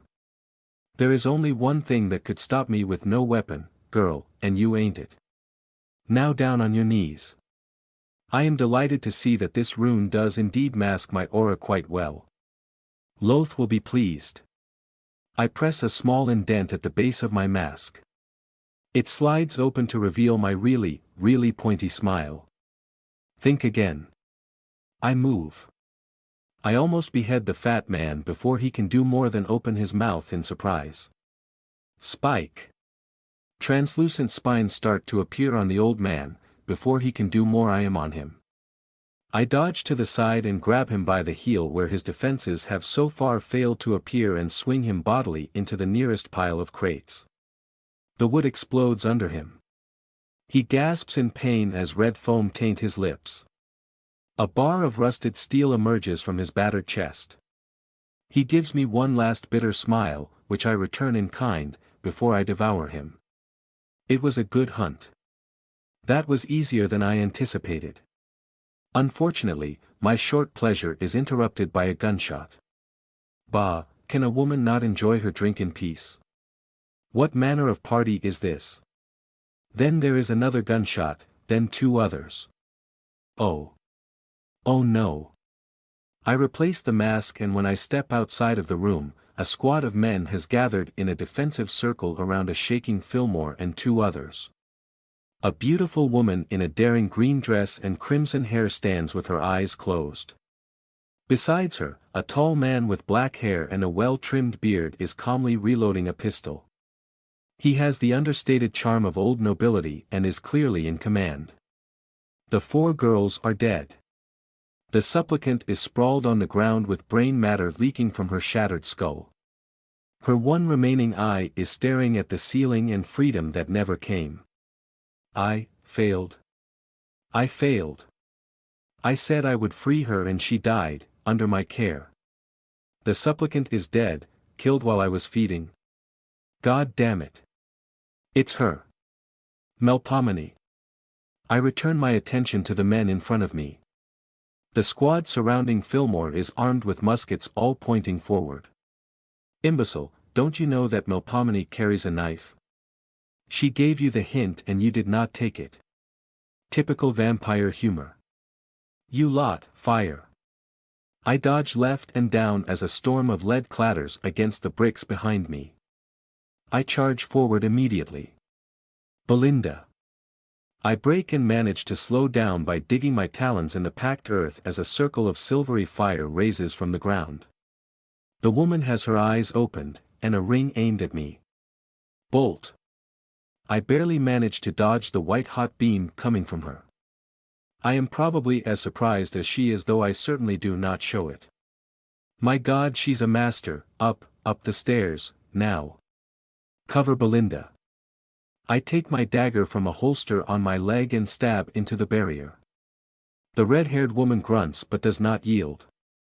The pain I feel is manageable in comparison to the deeply unsettling shame now coursing through my mind. Failure. I am forced to back off when one of the soldiers fires at point-blank range. A small twist allows me to reposition, but it is clear that this tactic will not succeed. Instead, I retreat to a torture table and grab it. The witch was practically sneering when I was falling back. Now that she sees me lifting the piece of furniture in the air, her countenance breaks. Shit. Inferno. The spell goes off and she collapses in the arms of a soldier who drags her up. A moment later, the piece of furniture slams into a straggler and pulps him against the unyielding steel door, now closed. A wave of delayed heat explodes outward. I upend a table and take cover as it moved forward, igniting everything in its path. Fire. Damn it. I need to get out. Now. I rush over ground shimmering with heat and don't bother touching the reddening handle. Yeah. I boot the door open the way Loth showed me. The rectangle of steel bangs against the wall and I roll inside. Hot, eh. The temperature keeps increasing. I manage to operate the locking mechanism and jump through the opening into the blessedly cool night. And then I run away. Fillmore will have rescinded his invitation, so I cannot finish off my enemies, even if I were willing to take the risk. I got documents we will have to decrypt. In return, I let them know they face a vampire. Ah, who am I kidding? I know. What I lost, a supplicant and even perhaps a potential vassal. As I disappear in the darkness, this night feels like everything but victory. Normally upon waking I immediately exit my sealed sarcophagus.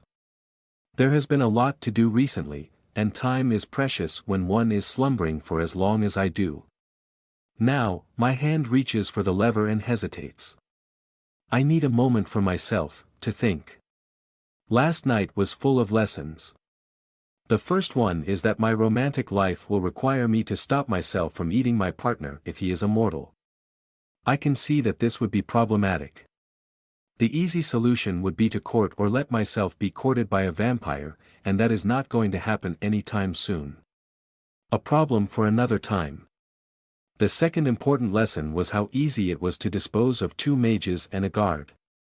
I butchered them in an instant. They did not stand a chance. Even a prepared group with a defensive circle did little more than delay me for a few seconds. I need to reevaluate the impact I can have when battle is joined in the future. I must remain cautious, of course, but I can see myself slaughtering my way through an entire squad if I catch them unprepared. I should be flattered by the progress I made, yet I cannot rid myself of the oppressive weight of my own failure. Even the overall success of the operation pales in comparison to the loss of the one I had sworn to protect. I am left bitter and deeply unsettled. I exit my protective shell and join Dalton on the driver's seat. Good evening, Dalton, how are you doing? I will be good for another few hours. Asney will have to drink at some point. It would be best if we stopped in a few miles. Very well. I keep silent as we trudge forward. Dalton once again shows his ability to read the mood and stays quiet, letting me work through my problems. With no distractions, I submit myself to a pointless game of what-ifs. What if I had decided to just finish Fillmore off? What if I had dragged her out the moment I heard footsteps? What if I had hidden completely and made them believe I had left by another way? I churn and mix scenarios in my head again and again until I am interrupted in my self-destructive musings. What happened, mistress? Talk. How do you know that I am upset? You lean forward and occasionally scrunch your nose when you rehash something. Bah. I will have to work on my composure when I enter vampire society. Being read like a book sounds like a terrible liability to have if Lancaster clan's Byzantine politics are any indication. Well. I dramatically sigh to convey my annoyance. I failed a promise. I recount the night and focus on the supplicant's death. Dalton takes the time to reflect before asking me a question I had not considered. Does failing hurt your pride and esteem, or does it bite deeper? Your kind follows strange rules. Perhaps breaking them hurts you as diseases and age hurt us. Is he correct? Breaking an oath is, for me, unthinkable, but perhaps vampires can be forced into situations when they see no other choices but to do it. What if two promises conflict one another? Then this would strike at our very essence. We are supernatural creatures, and Loth has already demonstrated the importance of will and purpose. I dare not imagine what would happen to a vampire oath breaker. Then what about me? I did not let her die on purpose. Then why? If this is about intent and belief, then what do I believe killed her? Greed. This is it not? I was not committed.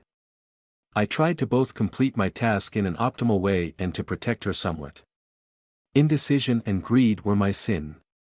I focused so much on planning and long-term benefit that I forgot this simple truth. I am not a master yet, to have plans within plans. If I give my word, I must pursue it with all my might, probably. Yes, Dalton, it hurt me. If I had only tried to save her and killed Fillmore on the spot, this would not have happened. Perhaps we would have the entire Georgian militia trailing us even now, looking for a red-haired woman with bruises on her face.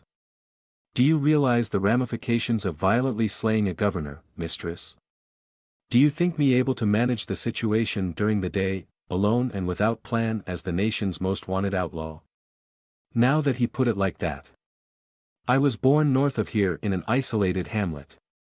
I completely stop. I turn to Dalton and look at him with wide eyes. In our 8 years together, he has never, ever mentioned his family even once. I know what food he likes, what music he prefers, even how he ties his shoes. I still have no idea about his origin, and I did not pry. This revelation is simply unprecedented. Lots of religious folks moved to the New World because of persecutions, and I got to give it to these European lads, many of them were correct. Some beliefs should have remained in the Dark Ages. Let me give you an example. You have a community. Each wise and holy man has several wives, and plenty of children. When women are of age, when they have their first blood, they are married off to other wise and holy men. When the men are of age, they are invited to travel the world, witness its debauchery, and accomplish some nigh impossible tasks. Do you see where I am going with this? And if the young men return too early or do not conform, then something happens to them. Nothing has to happen to them. The village elders shun them, and the entire community follows suit. There is little need for violence when you have absolute control, and they did. We were told that the outside world was unholy and monstrous, we were told that the wise men guided us for our own good, and since some of them were our parents, we believed them. When my little sister turned 13, she was set to be married with the leader of our community, a man by the name of Holden. Holden was 70 if he was a day, and something about this bothered me greatly. My sister was scared of him. I made the mistake to voice my doubts to my father. I was immediately ostracized, publicly humiliated. I was asked to repent. I was told that I was the victim of evil souls. My friends avoided me, all because I voiced some concerns. I did not even oppose the marriage. In my mind, this man was a saint. This ordeal opened my eyes to a series of petty abuse that was so unchristian that I confronted my father about it at dinner, as he was hurling insults at me. We came to blows. I was surprised, but eventually, I won. I knew I had to leave and I offered my sister to come with me. She refused. That is the thing that bothers me to this day. She refused because she was scared of the outside. Because they had fed her with lies and manipulated her from birth, she could not envision anything else. It was preferable to have this ancient man touch her than having to face the road, uncertainty, starvation perhaps. She refused because she adored them and they could do no wrong, and they could do no wrong because if they had, her entire world would collapse. And that is why since this moment, I follow no one blindly. Nobody is free from mistakes, mistress, not even you. Maybe not even God. Until that point, Dalton's eyes have been fixed forward as he reminisced those painful memories. Now, he turns to me with a fanatic light in his eyes. I never took him for a believer in anything and I was wrong. My vassal has a set of values that is so deeply embedded in his personality that I could never tell he had thought them through. You can be wrong, mistress, and contrary to the others, you have an eternity to learn from your mistakes and make progress. Neither of us can say which would have been the better path. Only experience will tell you and you will get it, if you live. So stop blaming yourself, you did what you thought was best and failed.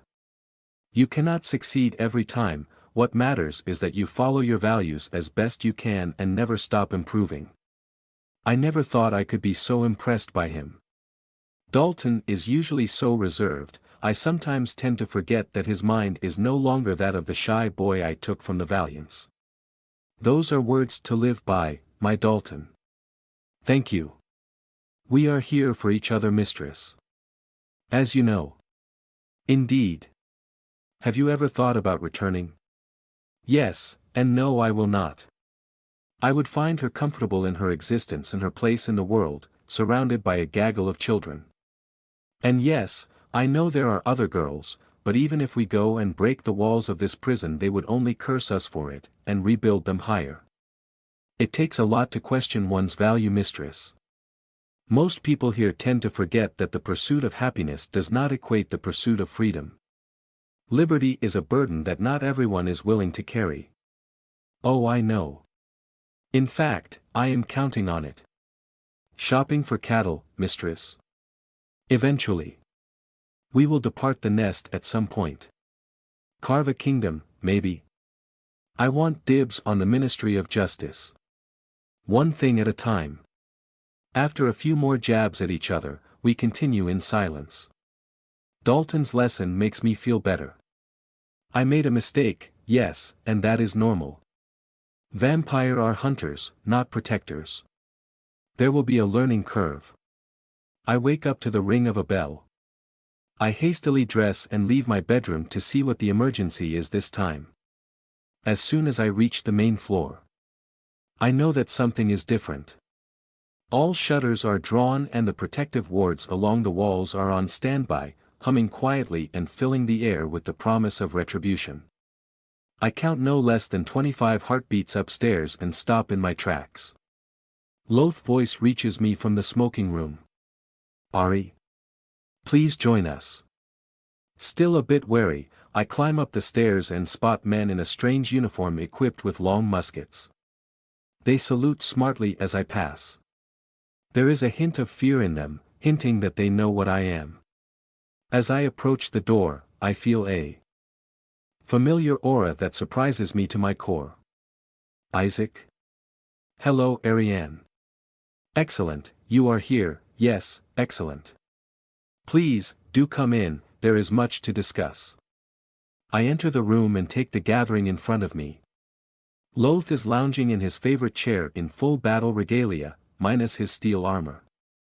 Facing him, Isaac sits upright with a mortal standing by his side. The man has a close-cropped beard and the bearing of a veteran. His mature face is frozen in a mask of disapproval and his eyes dart around the room, evaluating and gauging.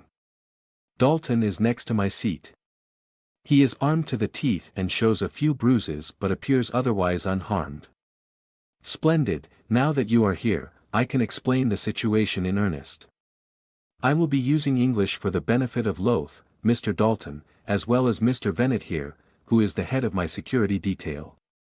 Be aware that I am here as the official representative of the Rosenthal Consortium as it relates to the matter of the Leucadia. Now, your competent vassal noticed two suspicious men circling the property and attempted to apprehend them. They turned out to be Brotherhood members and he put them down despite their physical prowess. I turn to Dalton and realize now where the bruises come from.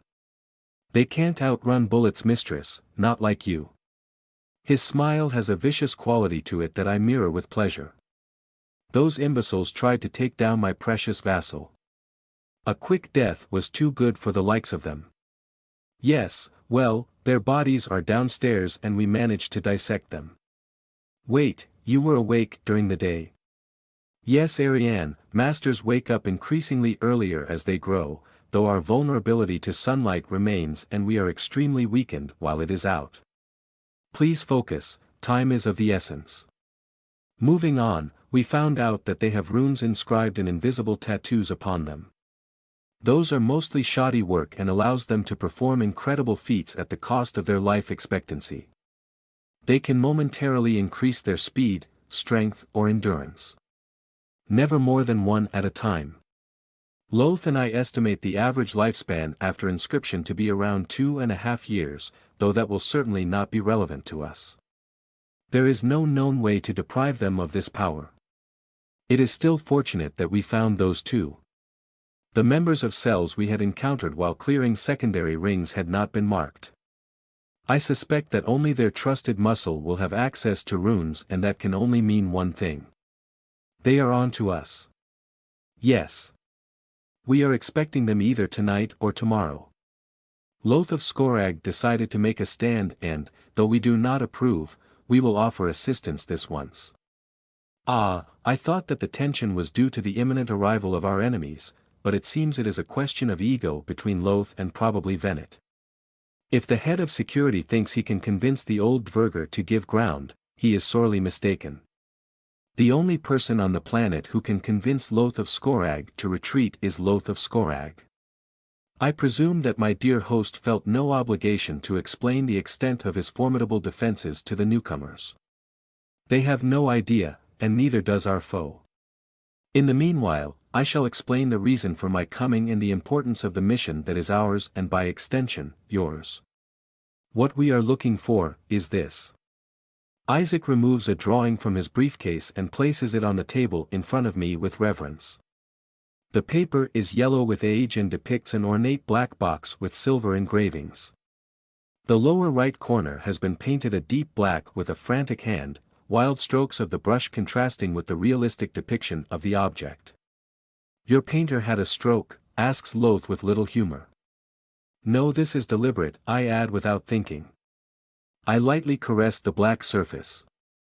Frantic lines, a sudden urge to render something that cannot be rendered, I know this effect all too well. He tried to draw it but did not have the tools. Isaac looks at me with naked curiosity. Yes, very insightful, Ariane. This is an illustration of the box containing the Gate of Beriah. It was drawn by Mr. Matthews, an artist under our employ during the late 16th century. We believe that the gate bled through its containment and affected him. Matthews was an extremely rigorous man. When questioned, he insisted that his depiction was made faithfully.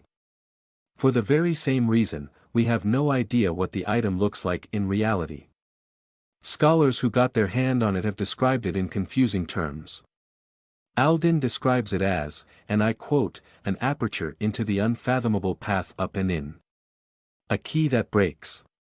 Neshoba's prophecy is now confirmed. Let me guess, they all turn mad, asks Loth. Curiously, no.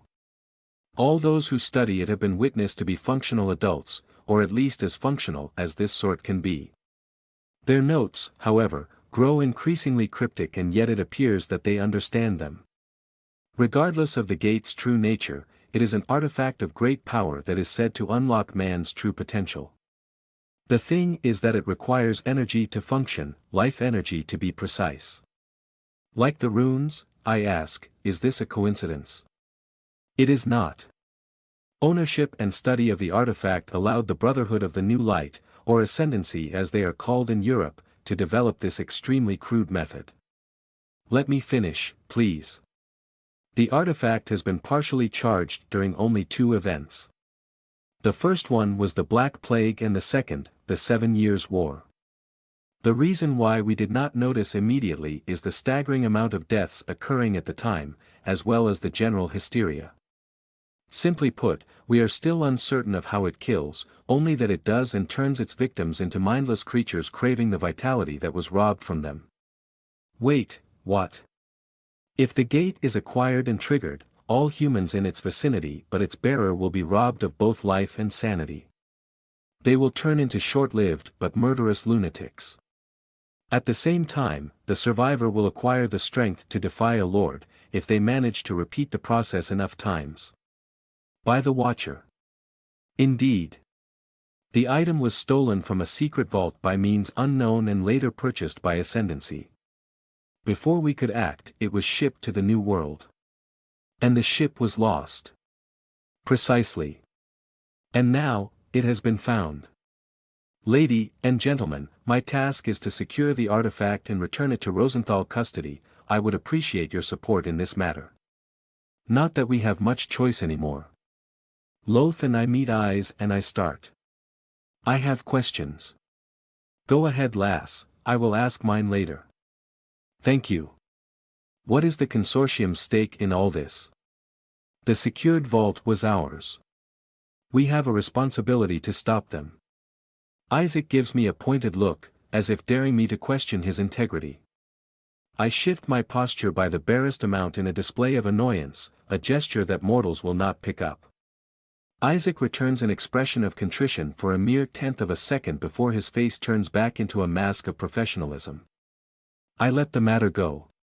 Have you located the wreck of the Leucadia? Not yet, but we have found those who have. I will elaborate further later. Fine. I am done for now, Loth. All right. Ye said you wanted to stop them, those Brotherhood twats. My talons click on my seat's wooden arms, but I refrain from commenting. So long as there is an outsider here, I will not castigate Loth on his foul language. Yes. You and what army? Before Venet can object to the remark, Isaac raises a hand to stop him and replies with a conciliatory tone.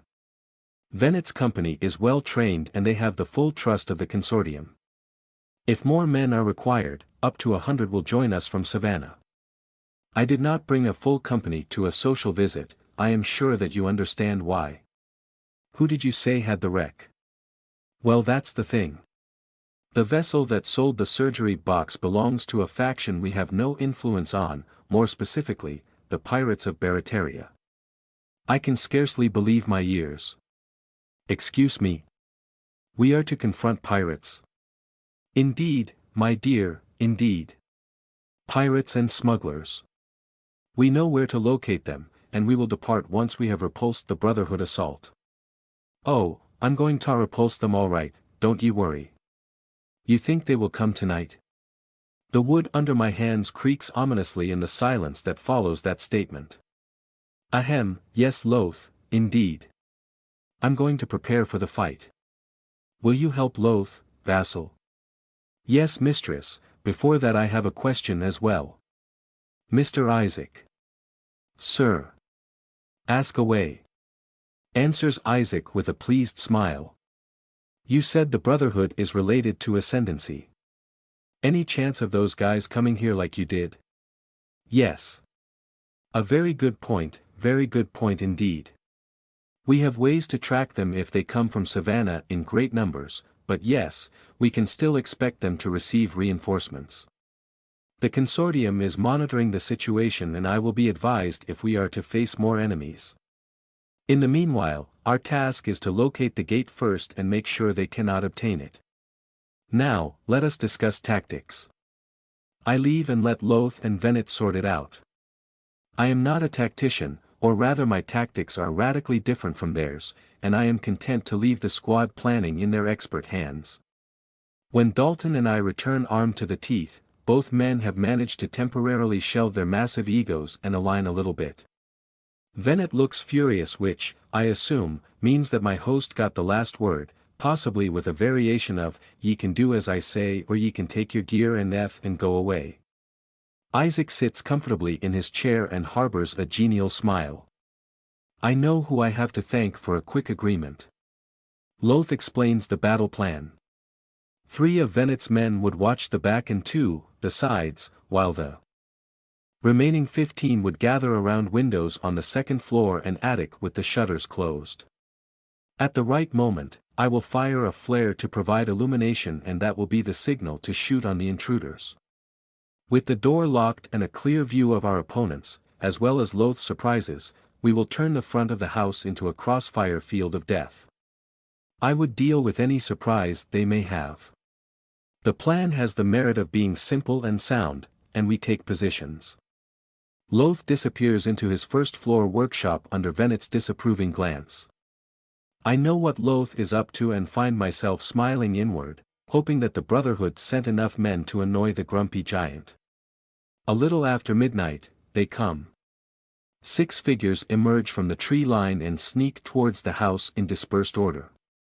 I fire the flare gun and immediately line a shot. Now, as the angry spark flies in the air and basks the lawn in furious red, I pull the trigger on my rifle and see the lead foe's head snap back. An instant later, the crack of gunshot rings into the night. I reload with vampire speed, but as I watch, our targets are sprinting back with unnatural swiftness. Most shots miss as a result, with only one other intruder falling. Just as they reach cover, a thunderous boom resounds, taking both a man's head and part of a trunk. Loth has decided to open with his lowest caliber weapon, it seems. From the safety of the forest, red flowers and plumes of smoke erupt. 5, then 10, then 40 muskets answer our challenge, their bullets clattering uselessly against the protective steel barriers now covering the windows. I aim and shoot at an exposed man, but they are so many. I can't see them, mistress. I grunt and reload the flare gun, doing my best to forget that shooting myself with this will turn me into a torch. I angle the small weapon and send an incandescent light close to the enemy line. With them illuminated, our side resumes firing. Undaunted by the futility of their attack, our foes keep shooting. I am not too worried about our ammunitions or defenses. What worries me is the implication of such an attack. They do not care about publicity. There is no way to hide the assault of half a company on a doctor's house. There will be an investigation. So why would they take such an insane risk? Just as I line yet another shot, they suddenly retreat and silence descends on the clearing. This is strange. I would expect them to storm us. As I think those words, a deafening explosion erupts from deeper into the copse and a small cannonball smashes against the main door. It pings, bounces back and digs a furrow in the ground. They have artillery. I tap on Dalton's shoulder and scream, "I'm going out." I drop from a window on the left side wall and rush to the cover of the trees. Just as I reach a large oaken trunk, I jump up, thus avoiding a furious swing from a tall man wielding a cavalry saber. The weapon buries itself in the wood as if it were butter. His eyes widen in surprise. "Above you," I add teasingly before stabbing him. I am immediately on the next man. There are 6 of them and they do not stand a chance. Even their improved reflexes are not enough to match me. Compared to Father Perry, who had struck where I would be instead of where I was, those men are but awkward children. In only a handful of heartbeat there is only one left standing. He raises a musket and I decide to try something. As our eyes meet, I use charm. Instead of my usual attempts at subtlety, I simply crush his mind like a rotten apple. He blinks and lowers his arm in confusion. Not waiting for any further results, I close the distance and take his head off. Ha, it worked. One more tool in my arsenal. I could even use it to destabilize a foe at a critical moment. My distraction does not last. Loth swords may be sturdy, but not sturdy enough to repel sustained cannon fire. I move right towards the forest at the front of the house and the enemy artillery hidden within it, keeping my head low. Perhaps I should have painted the mask black. I finally hear heartbeats in front of me and take a close look at the men regrouping in the tree line and the defenses arrayed around them. I am so surprised by what I see that my mouth hangs open. Only the sound of a second detonation a few heartbeats later manages to draw me out of my surprise. This is bad. I should fall back. I should fall back and warn the others, and yet, I have an opportunity to learn more and to repay a debt. Just a minute. I sprint forward, trigger a proximity ward and jump up. I scramble up the tree like a squirrel as a man's voice gives an order in a commanding voice. Now. Men erupt from the ground, shedding their camouflage in great sprays of mud and leaves, to find nothing. The man from Fillmore's cave steps up from a dug-up shelter. He is dressed in luxurious hunting gear in green and brown and holds a decorated musket. To his right, Belinda emerges similarly equipped, and I notice with pleasure that she looks just a bit apprehensive. To his left is a man I have never seen. He wears a steel helmet of unknown origin and the plastron of a cuirass. On his chest, a massive pendant harboring the symbol of a tower dangles, and his clean-shaven face is scrunched in concentration. The biggest threat will have to go first, but before that. Using the confusion, I throw one of Loth's beacon stones next to the 6-pounder pummeling our door. You just wait. I shoot a pistol at Belinda, only for it to flatten against a translucent shield. I stare in awe. This was a silver bullet. Belinda yelps and the leader flinches, but the tower man barely moves. It's him. His shield has stopped my projectile. I now regret not taking one of Loth's special bullets. Before their eyes look up, I am already falling among the crowd. I cut a man open and claw a throat before they even register my presence, but soon, they bring their numbers to bear. They all focus on speed and rush me all at once. I flip over the closest warrior and cave his skull in on the way. I land on another foot first and jump against a trunk, slashing a spine. Then with both feet against solid wood, I propel myself like the rogue vampire showed me and barrel forward closer to the mages. I land on a soldier blade first and send 2 silver throwing knives in the shield. It holds, though the enemy mage's hands start shaking. I do not dare get closer as I expect another silvery circle to close around me if I did. I cannot afford to get caught in a trap. It does not matter, more prey to the slaughter. Yes, there is still work to be done. I jump backward and in the same motion, grab the dead enemy's pistol and fire at the witch. As I expected, more silver. I use the backward momentum to slide under another foe's slash and dig my left hand in his chest, raise him above me and send him flying into the shield. I can't take much more of this, screams the tower mage. Dark joy fills my still heart. This is what I have been made for, this bloodshed, my foes' plans unraveling as I carve a red path through their terrified ranks. You brought sheep to a lion hunt, I remark. I'm done, yells the witch immediately, bloodhound. The world stills as reality submits to the will of the woman. A ball-sized projectile erupts from her gauntlet with a deafening shriek, leaving behind a trail of reddish gold. It flies straight at me. I ignore the retreating vermin and dodge to the side and under cover. The spell hits a trunk and melts through it without stopping. Its trajectory changes to track my movements. That might be problematic. I throw a silver knife through it without much effect, it hits a branch in a pile of molten slag. Running out of ideas, I rush at the man whose spine I severed and lift his still moaning body as the sphere of death is about to hit. I throw him forward. Spell and screaming man impact, and with a thundering sound, he explodes. Blood showers all present. Note to self, do not get hit by that. Shit, screams the witch, but her leader shows no trace of concern. It does not matter, vampire, and you know it. The haughty man looks at me from behind a line of soldiers and the two mages. Pathetic weakling, hiding. No, he is trying to goad me into rushing forward. They probably have another trap and I do not want to risk it. And who might you be?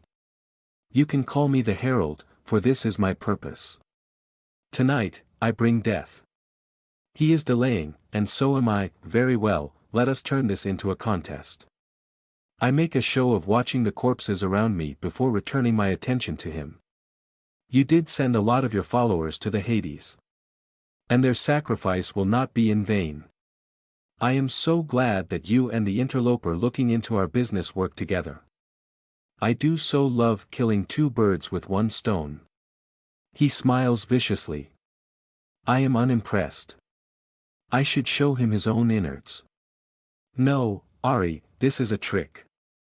Think about something pleasant, like painting, the placid gaze of the watcher, or the nice screams the herald will give me when I shove my thumbs in his orbits. Ah, this is not working. Better move the conversation forward. This house is a fortress. Your pathetic band will never breach it. Oh, I beg to differ. See the men behind us. Look at their uniform. I already saw. You are bluffing. Your kind works from the shadows. The time of shadows is past, intones the man with solemnity. The next words are not for me, but for his men. The time of enlightenment is upon us. We will bring our full power to bear to fulfill our mission and usher humanity in a higher realm. Nothing shall stop us in this most august of tasks. You and your associates are but insects buzzing in our ears. Noisy and bothersome, but ultimately just a nuisance. Your pitiful attempt stopped tonight. You see, contrary to you our reach is long, and you criminals did cause the governor's house to burn down. Ah, so that is it. I have to warn the others. At least I dropped the beacon in the midst of Brotherhood members. I would love to stay and listen, but I do believe my associate has a message for you. Hesitation mars the herald's face just at the right time. For the second time, the night stills as a monstrous detonation shakes the earth and makes the very air vibrate. From the house, a large metal mouth belches a storm of steel and fire onto the forest. In a single instant, the maelstrom of incandescent death smashes into the 6-pounder, its servants and everyone and everything around on a 20-feet radius. The cloud propagates outward like the devil's own breath. When the dust settles, all that is left behind are splintered trunks, torn earth and the shredded remains of men and equipment. Fools, they thought they could outgun Loth. Laughable. With an ominous groan of rotating gears, the decorated barrel angles left. Fall back, orders the herald with a calm voice. His men form a ring around him, and they move deeper into the forest. I could go after them, but I realize that I simply do not have the time. If what he says is correct, and I believe him, by morning this place will be swarming with enemies. We need to leave. I run back up and inside. I ask Dalton to fetch Loth and soon, we all gather in the entrance with Isaac and Venet. We have a problem. I noticed Lass. It's vaporized now. Ah no, we have a real one. The cannon was indeed used by Brotherhood, but the musket line is not them. No. No, you see, for the past 20 minutes we have been firing on the United States Army. We left. Sitting on top of the box, I look behind to see what had been my home for 9 long years go up in flames, embers carried high in the windless sky. Those mortals took my lair. We live to fight another day, but the need to flee leaves a bitter taste in my mouth. My instinct to turn and fight conflicts with the knowledge that there is nothing to be gained and the house being already lost makes a difference in helping me stay put. I do not dare imagine how Loth must feel. He was quick to agree that fighting the actual army on the field and engaging in a protracted battle is a doomed proposition, and also stupid, but just like me, he is harried by his emotions. I am angry, deeply angry. Objectively, I know that we are at war and we were simply outmaneuvered. Vi victis and all this nonsense. Subjectively, I fully intend to watch the herald beg for mercy as I pull his witch's insides out and strangle his eyeless head with her intestines. Or some such. I will usher him onto his new age one limb at a time. I will paw. I will plan properly and win. Behind the box are Loth's main gun and 3 drawn carriages carrying the supplies of Venet's men, who themselves trail us on their horses. Escaping was not too difficult. The house had 3 prepared tunnels and we managed to use the biggest ones. We piled what effects we could in the carriages, gathered the rest in my bedroom which was subsequently sealed. All non-essential items such as cheap raw materials, prototypes etc. were consigned to the fire. Our ability to strike back is still intact though our lives are wrecked. Did you have the time to feed, Ariane? Isaac's voice comes from inside the box. Venet moved him here, as it remains the most secure place in the entire convoy. My sarcophagus is there also, ready to protect me from the sun and, according to Loth, powder charge or even indirect artillery fire. Not that I would put it to the test. No. Their vitality was simply too low. It was not worth the effort. I should be fine until tomorrow. I do feel a light onset of the thirst. I drank from a passerby on our way back to Higginsville, though not deeply, and this should allow me to continue until tomorrow. Good. Good. We need to keep going for a while. My fellow vampire probably worries about my composure, a wise decision. My siblings are not exactly renowned for their self-control. With this said, the conversation dies out. None of us are in a talkative mood. An hour later we stop at a crossroads. Venet, Isaac, Loth, Dalton and I gather for an improvised war council around a map hastily drawn on their largest table. Will he not fight back? A man such as himself has many secret enemies, Ariane, people who are more than willing to withdraw their support for a shot at his position. I can have him retired by the end of the week, even if I have to ask favors from the Charleston Enclave. You can count on me. In the meanwhile, I need the 2 of you. Loth clears his throat. Request that the 2 of you go to the port city of Clarkson's Cove to the south and talk to a man called Dennis. He will have the information you need. To do what? Why, to find a pirate ship and board it of course. Truly, fiction is no match for reality. Clarkson's Cove, Georgia, 2 days later. I step behind Loth on half-buried planks, over desolate marshland. His broad back is a bit hunched, not under stress but because of deep-seated hatred. I do not need to ask. My companion may act the gentleman now but he used to be a warlord. The veneer of civilization has always been skin-deep on him. Now, it is cracking. We're here. Would you like to do the talking? Loth turns, his eye manic under his thunderous brow, and yet he reasserts his control in a mere moment. I admire his discipline. Alas, why not? Then after a pause. Thanks fair asking. I do not reply. There is no need for that between us. We cross an open expanse to find a large one-story wooden house built on an elevated mound in the middle of the swamps.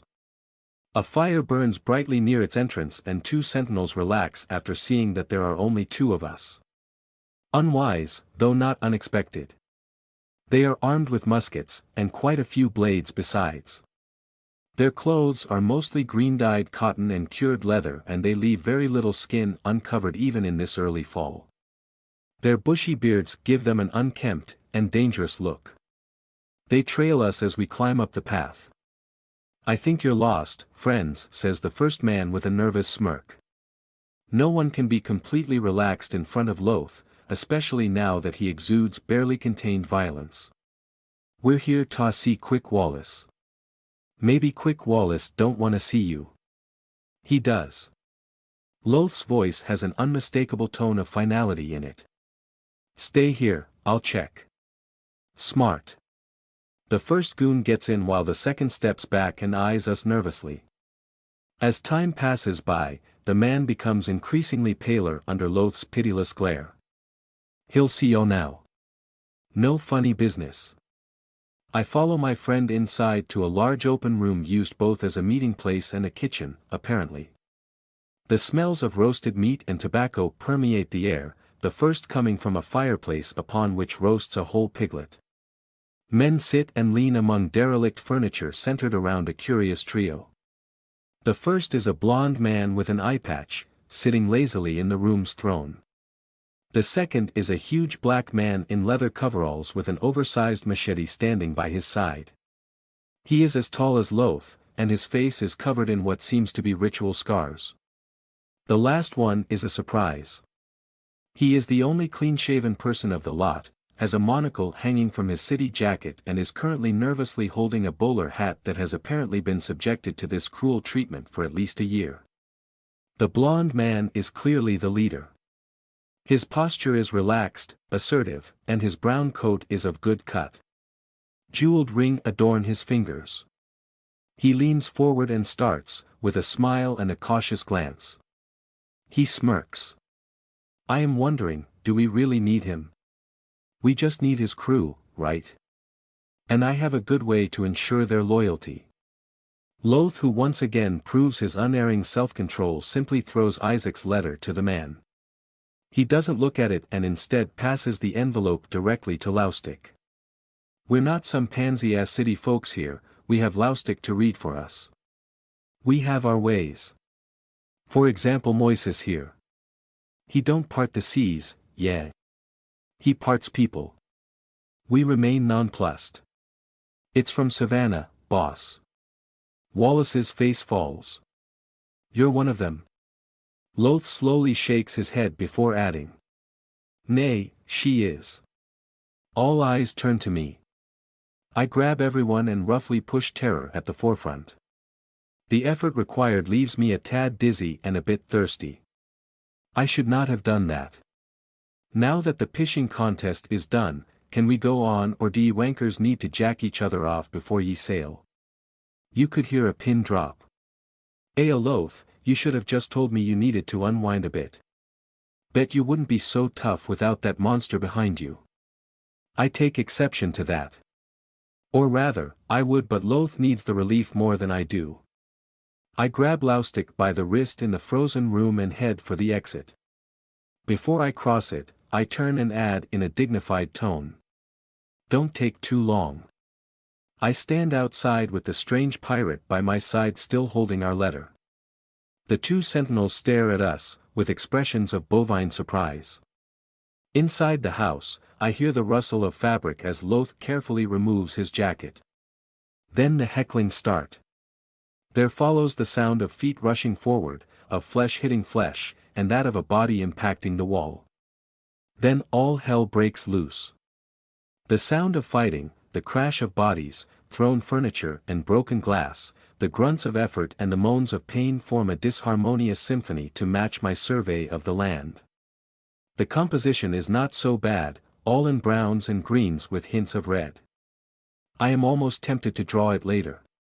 So, starts Lustig with a shaky voice, come here often. A pirate's body crashes through a window and lands in the mud, stopping after a few rolls. No. Oh. After half a minute, a roar explodes outwards and scares a few bats into flying away. Ha, that's Moise, adds a sentinel with a vindictive smile. Loth bellows. The sound, flat and pure as if it were coming from a longship's horn, makes the remaining windows shake. A duel of titanic proportion announces itself to us through the walls as if they were not here. Fists on flesh, broken wood and shattered pottery, massive bodies crashing around like battering rams. After a few more seconds the fight reaches a climax and the two men smash through the door like freight trains, sending the thing careening in the air. Loth landed on top and he stands up without trouble. Apart from a thin line of blood coming from his temple, he appears unharmed. Moise looks a bit dazed. My friend slowly walks to a dead tree by the path and simply uproots it. He breaks the trunk in half and approaches his opponent with his hideous, improvised club. The roots shake ominously as he marches forward. "Remember what ye asked me 2 minutes ago?" "Nah man," replies the black man while spitting blood, "I'm stumped." Loth looks at the thing in his hand, then at Moise smiling bloodily on the ground, then back to the improvised siege equipment. Then he drops it. And laughs. Both men roar with hilarity, soon joined by the recovering pirates. Soon, bottles start to appear and the whole group down bottles of rotgut like their water. I don't understand what is happening. Is this a men thing? 15 minutes later. Wallace points at a map salvaged from under a broken table. Good, then I will have my fill of blood for the first time in 2 bloody weeks. To avoid detection I'll take Laustic, Moise and the first shift crew to go by foot and take down their land-bound team. Patterson, you'll drop us off half a mile up the coast and cut off their retreat. Milady, HM, would you mind staying with us? Not at all, Captain. Good, HRM, good. Then it's settled. Let's go. Those mortals are only a little scared of me, and they are all different. I could get used to this, of the normal ones knowing what I am and accepting it. I remember the creed of the Enera vampire faction and their hidden cities, filled with people who know what they are. I can see the attraction of a symbiotic relationship. Loth and I return to grab some effects and our weapons and board the pirate ship. The smuggling base at Cotton Cove is very cleverly designed, I will give them that. No road goes to it and as far as I can see, it is hidden from passing ships by judicious use of rocky outcrops and vegetation. 3 ramshackle buildings huddle under cover and the telltale plumes of smoke are noticeably absent. I raise a fist and the men behind me stop. No signs of them. Stay here, I will scout ahead. I move to the compound and stop 10 paces away from the main entrance. I smell that lot of blood has been spilt here very recently. I detect no heartbeat. I silently look through every window and see nothing but crates and personal effects. My summary inspection over, I return to the others and inform them of my findings. The mood turns grim. "This ain't good," mutters Wallace. "Let's check the base thoroughly and then proceed with the plan." I add. I was really looking forward to a good meal. This setback is unfortunate. For our allies. No, Ari, hold on. They are under Isaac's protection and he trusted me with those enticing people. I need to at least try to keep them safe and sound and delicious. I mean, safe and sound. Ignore the thirst. I have done it before and I can do it again. We reach the buildings once more and Wallace and a few others remove the cover from lanterns to inspect their surroundings. I lightly tap on the captain's shoulder. He turns with fury but flinches when he finds himself staring at my mask. 2 people were killed here. He points his light at the ground, where ominous red pools spread an extinguished brasero. Recent? Less than 3 hours. The man swears like a sailor, which I guess he is, so it should be fine really. I wonder if he would swear less if I made him more pliable. Just a small bite. Those torches were lit, they were doused. Milady, can you see anything else? I point at the largest building. More blood here. No one alive. I lead them into what turns out to be the barracks. 2 double beds and a few hammocks surround a cooking station as well as an appended table. Stained cards litter the ground. Blood marks in pools and splashes cover almost everything. The stench is unpleasant. Still no bodies, mutters Moise. I do not reply, instead I grab under a bed to reveal a severed hand still holding 2 cards. Jack of Spade and Queen of Heart. Ominous. Laustic runs outside to retch. I sigh.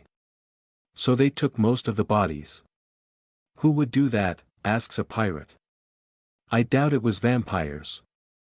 It is far too messy. Even a rogue one would drink his fill.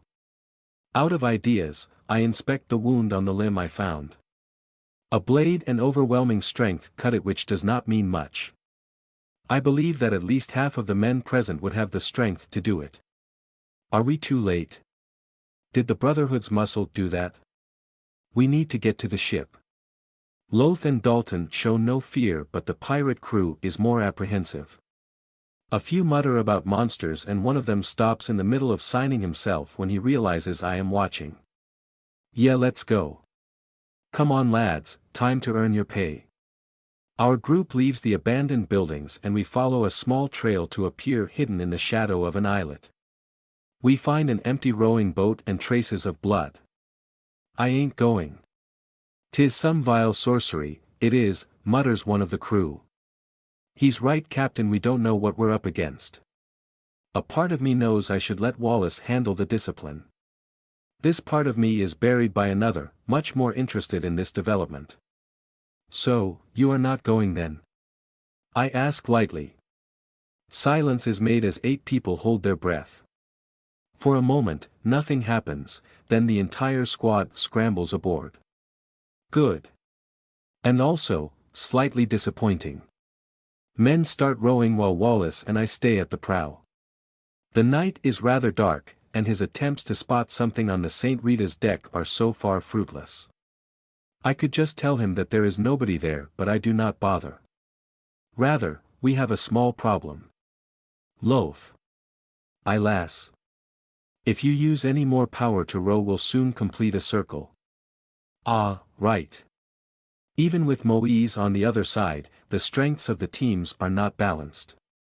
I would need to row myself and that is not happening while mortals are here to serve. We make our way across the cove in relative silence. The men smell appetizingly terrified. Perhaps I should know. I can wait a bit more.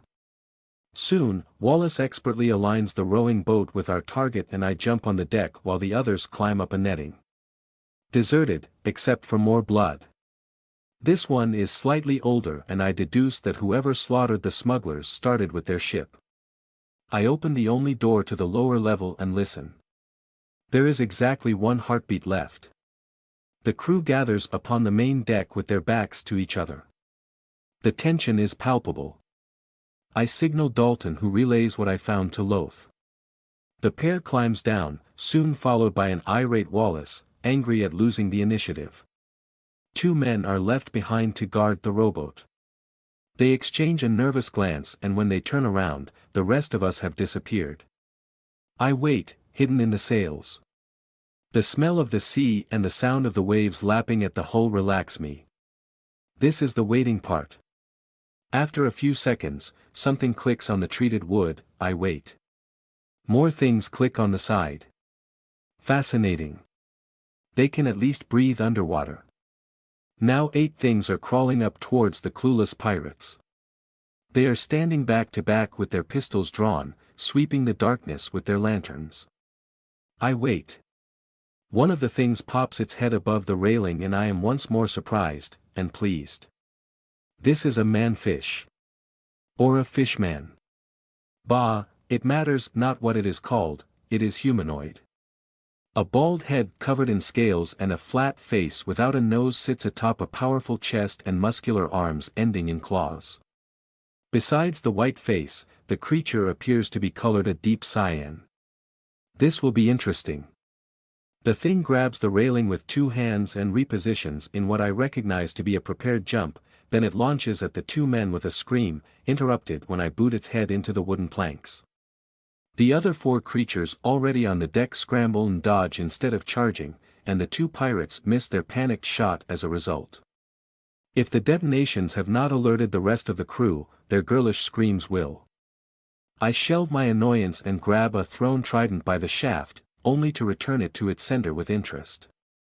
The strange weapon catches the fish creature in its guarding arms and propels it above the rail.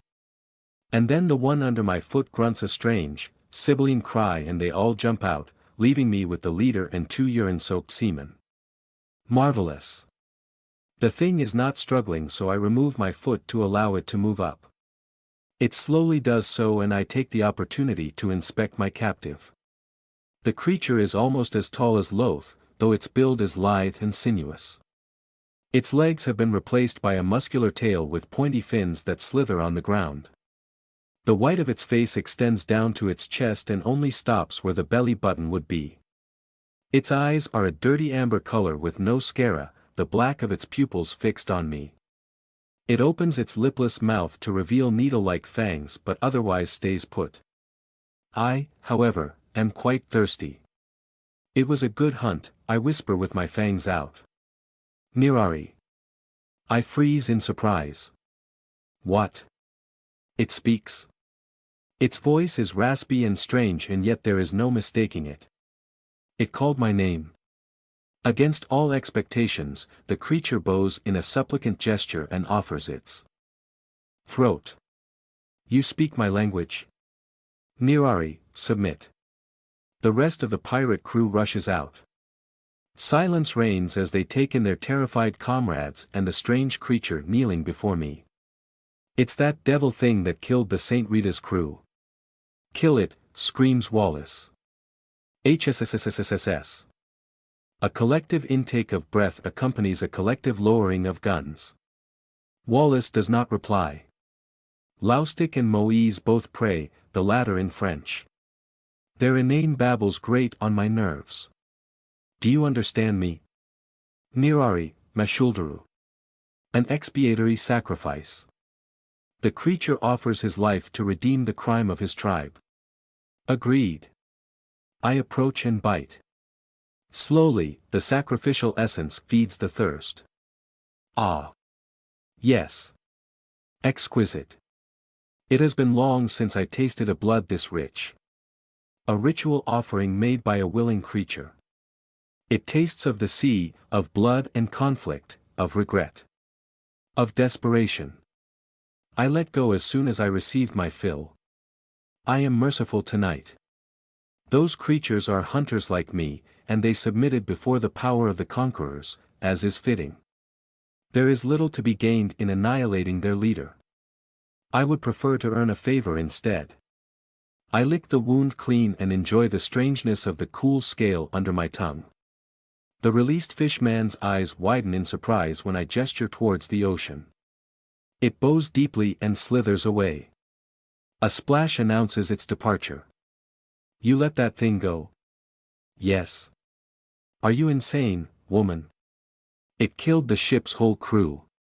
I walk towards the pirates. Everyone but their captain and Moise take a step back. With my half-mask I must look alien to them, although obviously not alien enough or they would not take the liberty to question me. And? You think to tell me how to deal with my prey? You intend to dictate the terms of our contract. It's not about that. They are monsters. And so, I add with a smile, am I. You are not here to decide who lives or dies, you are here to assist us in getting the information we want. Is that clear? I. Silence. Is that insubordination that I see in his eyes? We will see soon. In the meanwhile, I have a sailor to question. I grab the man and drag him to the prow of the ship. His mind is fragile, mistress, I do not know if we can keep him sane. I care not, I only need one answer from him. I sit the mewling man in front of me. He's a wreck, tearing up and shaking like a leaf in the wind. His uniform is stained with sauce and I presume that what we found was the ship's cook. Let me guess, you found him in the larder. Alas, now hurry up because we have more to discuss. Is it related to their treachery? Asks Dalton. What do you mean? Have they betrayed us? No, lass, but they intend to. There are telling signs. Really? Really, I was going to interrogate one, but you seem so sure. Yes, we are. Tell her the signs, Dalton. Well, they are not trying to ingratiate themselves at all, which anyone who wants to pursue an alliance would do. Their men won't meet my eyes, and there are always at least 2 crewmen with their hands on their weapon keeping their eye on either of us. Finally, they are pirates. They are dishonest by profession. I am not objecting, however, this could be caution and nothing more. Easy enough to check, lass, if they delay our landing until dawn, they are planning something that needs you to be out. In the meantime, question the lad. I forcefully raise the cook's head to me. He stinks horribly, stubble covers his fat jowls and he has a face a drunk mother could not love. Drool drips down his fat lips. They let this creature prepare their food. At this stage the fish men eating them is just nature correcting itself. I grab the arm and bite lightly, capturing his attention with my eyes. Tell me your name. They came from the sea. Your name. Huh. Look at me. Good. Now give me your name. Alan Parks. Good, Alan. How long have you been serving aboard this ship? 3 years, as a cook, ma'am. Under who? Captain Strauss, ma'am. And during this time you stopped at Savannah, correct? Yes, ma'am, 3 times. On the last time you delivered items for an auction, correct? Yes, ma'am, from stuff they found on that accursed wreck, Captain Strauss and his dumbass first mate. Where was the wreck? The monsters, they. I push harder and the rope between us starts to unravel. I grab it in the iron grip of my will and return his attention to the here and now. Where was the wreck? On the beach. By Black Harbor Village. And why did you say it's cursed? My head. Why? They came for him. The first mate. Those crazy strong goons. And then the monsters. No. I drop the babbling body at my feet. His mind is gone, snapped like a twig, but I have what I needed.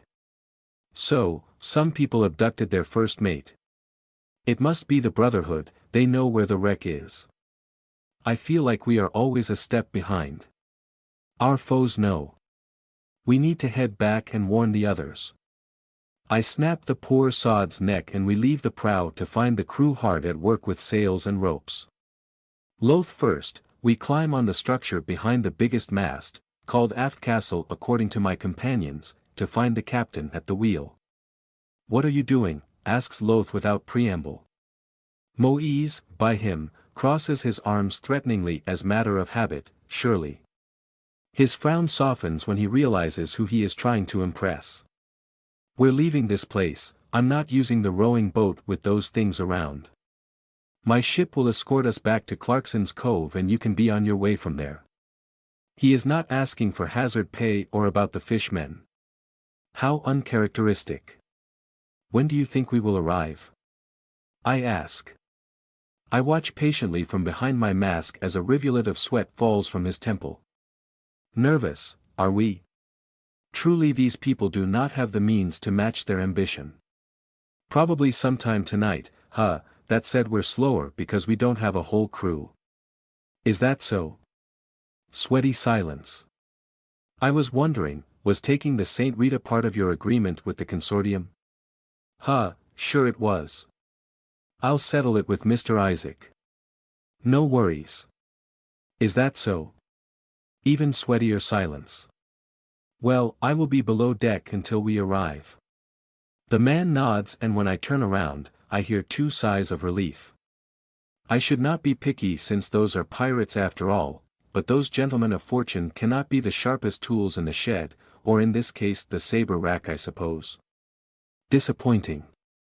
Annoyed at their mediocrity and quite proud at having used below deck in an actual conversation, I open the door leading down, a decision I regret immediately. Ugh, this place stinks. Pirates are not known for their pursuit of hygiene, mistress. HSSS. Don't do that, mistress, or you will have to breathe more of this air. I hate it when he is right. A flight of stairs leads to an open surface against the hull. Hammocks still hang from posts stained with congealed blood. Further up, a cooking space and the storage proper occupy the space. On the side are the main attractions. Is that? Naval guns, lass, yes. 4 on each side. They look old. They are, but they are the cleanest thing on this sorry floating derelict. Right, well, they shall remain unused. I will neutralize the crew and we can leave using the rowing boat as soon as it is convenient. Right, answers Loth with a twinkle in his eyes. Dalton looks strangely excited by our adventure. He inspects the interior of the ship looking for the watcher knows what. I hope they are not up for some dastardly shenanigans, for I am not. We are going to head back to solid land and nothing untoward will happen. Nothing at all. I'm heading out, I announce and approach the hull. As expected, there is some sort of opening, currently shut tight, that allows the guns to be fired upon enemy ships without first blowing a hole through the thin partition separating us from a horde of fishmen, squids, and an entirely unreasonable amount of salty water. I play with the chains to try and open it, first by myself and then with the condescending help of my two companions. HSSS. Just trying to help. The very picture of innocence, those two. I climb out with my talons stuck in the salt-encrusted wood. I am close to the water when something breaks its surface. The head of the fish man I spared earlier. He is accompanied by his whole party. Their agile bodies slice the surface and they cast unreadable glances at me before diving back under. I suppose we are in a state of truce, for they are content with just watching me. I angle myself up and climb along the wall in complete silence. I detect 8 heartbeats, as expected. There are 3 on the aft castle and the rest moves around, except for one that stays at the prow. I slowly make my way there until I see him. Loustick is acting strangely, opening and closing his lantern to provide light signals. We are currently moving along the coast and he is making those signals towards the sea. Ah, of course, he is communicating with Wallace's ship, the Red Maiden. That is not entirely unexpected and not too worrisome. I shall just wait until the message is sent and then strike. I climb up ever so slowly as my unfortunate victim leans forward to better read the response. I push myself at the limit of the banister. No one is looking. A blink later, I drag the pirate above the railing by the throat and bite, with one hand stuck to hold me and the other wrapped around his mouth. He is so close to me, intimately so. His heart thunders just below my elbow and my knee is a bit too close to his manhood for respectability. Both of his hands rest on my shoulder with all the grip he can muster. It does not hurt me and I do enjoy the light pressure. You have been a very bad boy, haven't you? The bite weakened the man's already fleeting resolve. This is like stealing candy from a sleeping child. Not that. I would. Well. He nods frightfully. You wanted to do something that would anger me, yes? Nod. And that's bad, right? You do not want to hurt me. He shakes his head frenetically. I'm a bit disappointed, but I will forgive you, if you tell me what you had planned. Whisper it in my ear. His warm breath tickles my skin and makes my hair flow. I think I would enjoy drinking him dry very much, though it would be terribly unwise. I am, after all, well fed. We were not going to hurt you. We were going to seal you in a coffin and ransom you to the rich bastard. And the others? Them as well. We were just going to rough them up if they put up a fight. We were not going to kill you, I swear. I believe you, I whisper back, then break his neck. I lower myself and the body to avoid making a splash. Just as I lower myself enough, the lead fishman raises up from the ocean and grabs the body before passing it along. It disappears under the black wave. Now I understand. They must be acquainted with my master and expect its spawn to leave behind a trail of corpses. Vindicating their beliefs annoys me slightly. I am not like him. They betrayed us first. I am different. When I reach the railing once more, I take almost a few seconds to study where my foes lie, then strike. I jump from the railing up to the front mast and break the neck of a sailor working on a rope. Before he can react, I slay his companion. I immediately jump and land behind a third man and stab a finger between his eyes. A knife at the back of the head silences a man looking at the coast. Did you hear that? Hear what? I jump on the aft castle and rush the last sailor currently at the tiller, no it's called a wheel, and slice his throat open in passing before burying a hand in Moise's chest. Just as expected, I need to stab behind the heart instead of the organ itself, then it's easier to go through the ribs. I flip on myself and throw a dagger at Wallace. The ship lurches and my throw misses. This gives the captain enough time to take out a pistol and a cross. With one hand I snap the pistol away and with the other, I crush his hand around the Christian symbol. It only works if you believe it, you imbecile. Truly pathetic. I can hardly believe that those idiots exist on the same plane of existence as Sinead. The world is vast indeed. Do what you will, monster, I'll see you soon in the depth. Uncaring, I almost take his entire head away. How is that for a witty retort? Mistress, the wheel. Dalton erupts from below and sprints to the aft castle. Ah yes, the corpse of the sailor dragged the wheel to the side and now we are heading towards the ocean.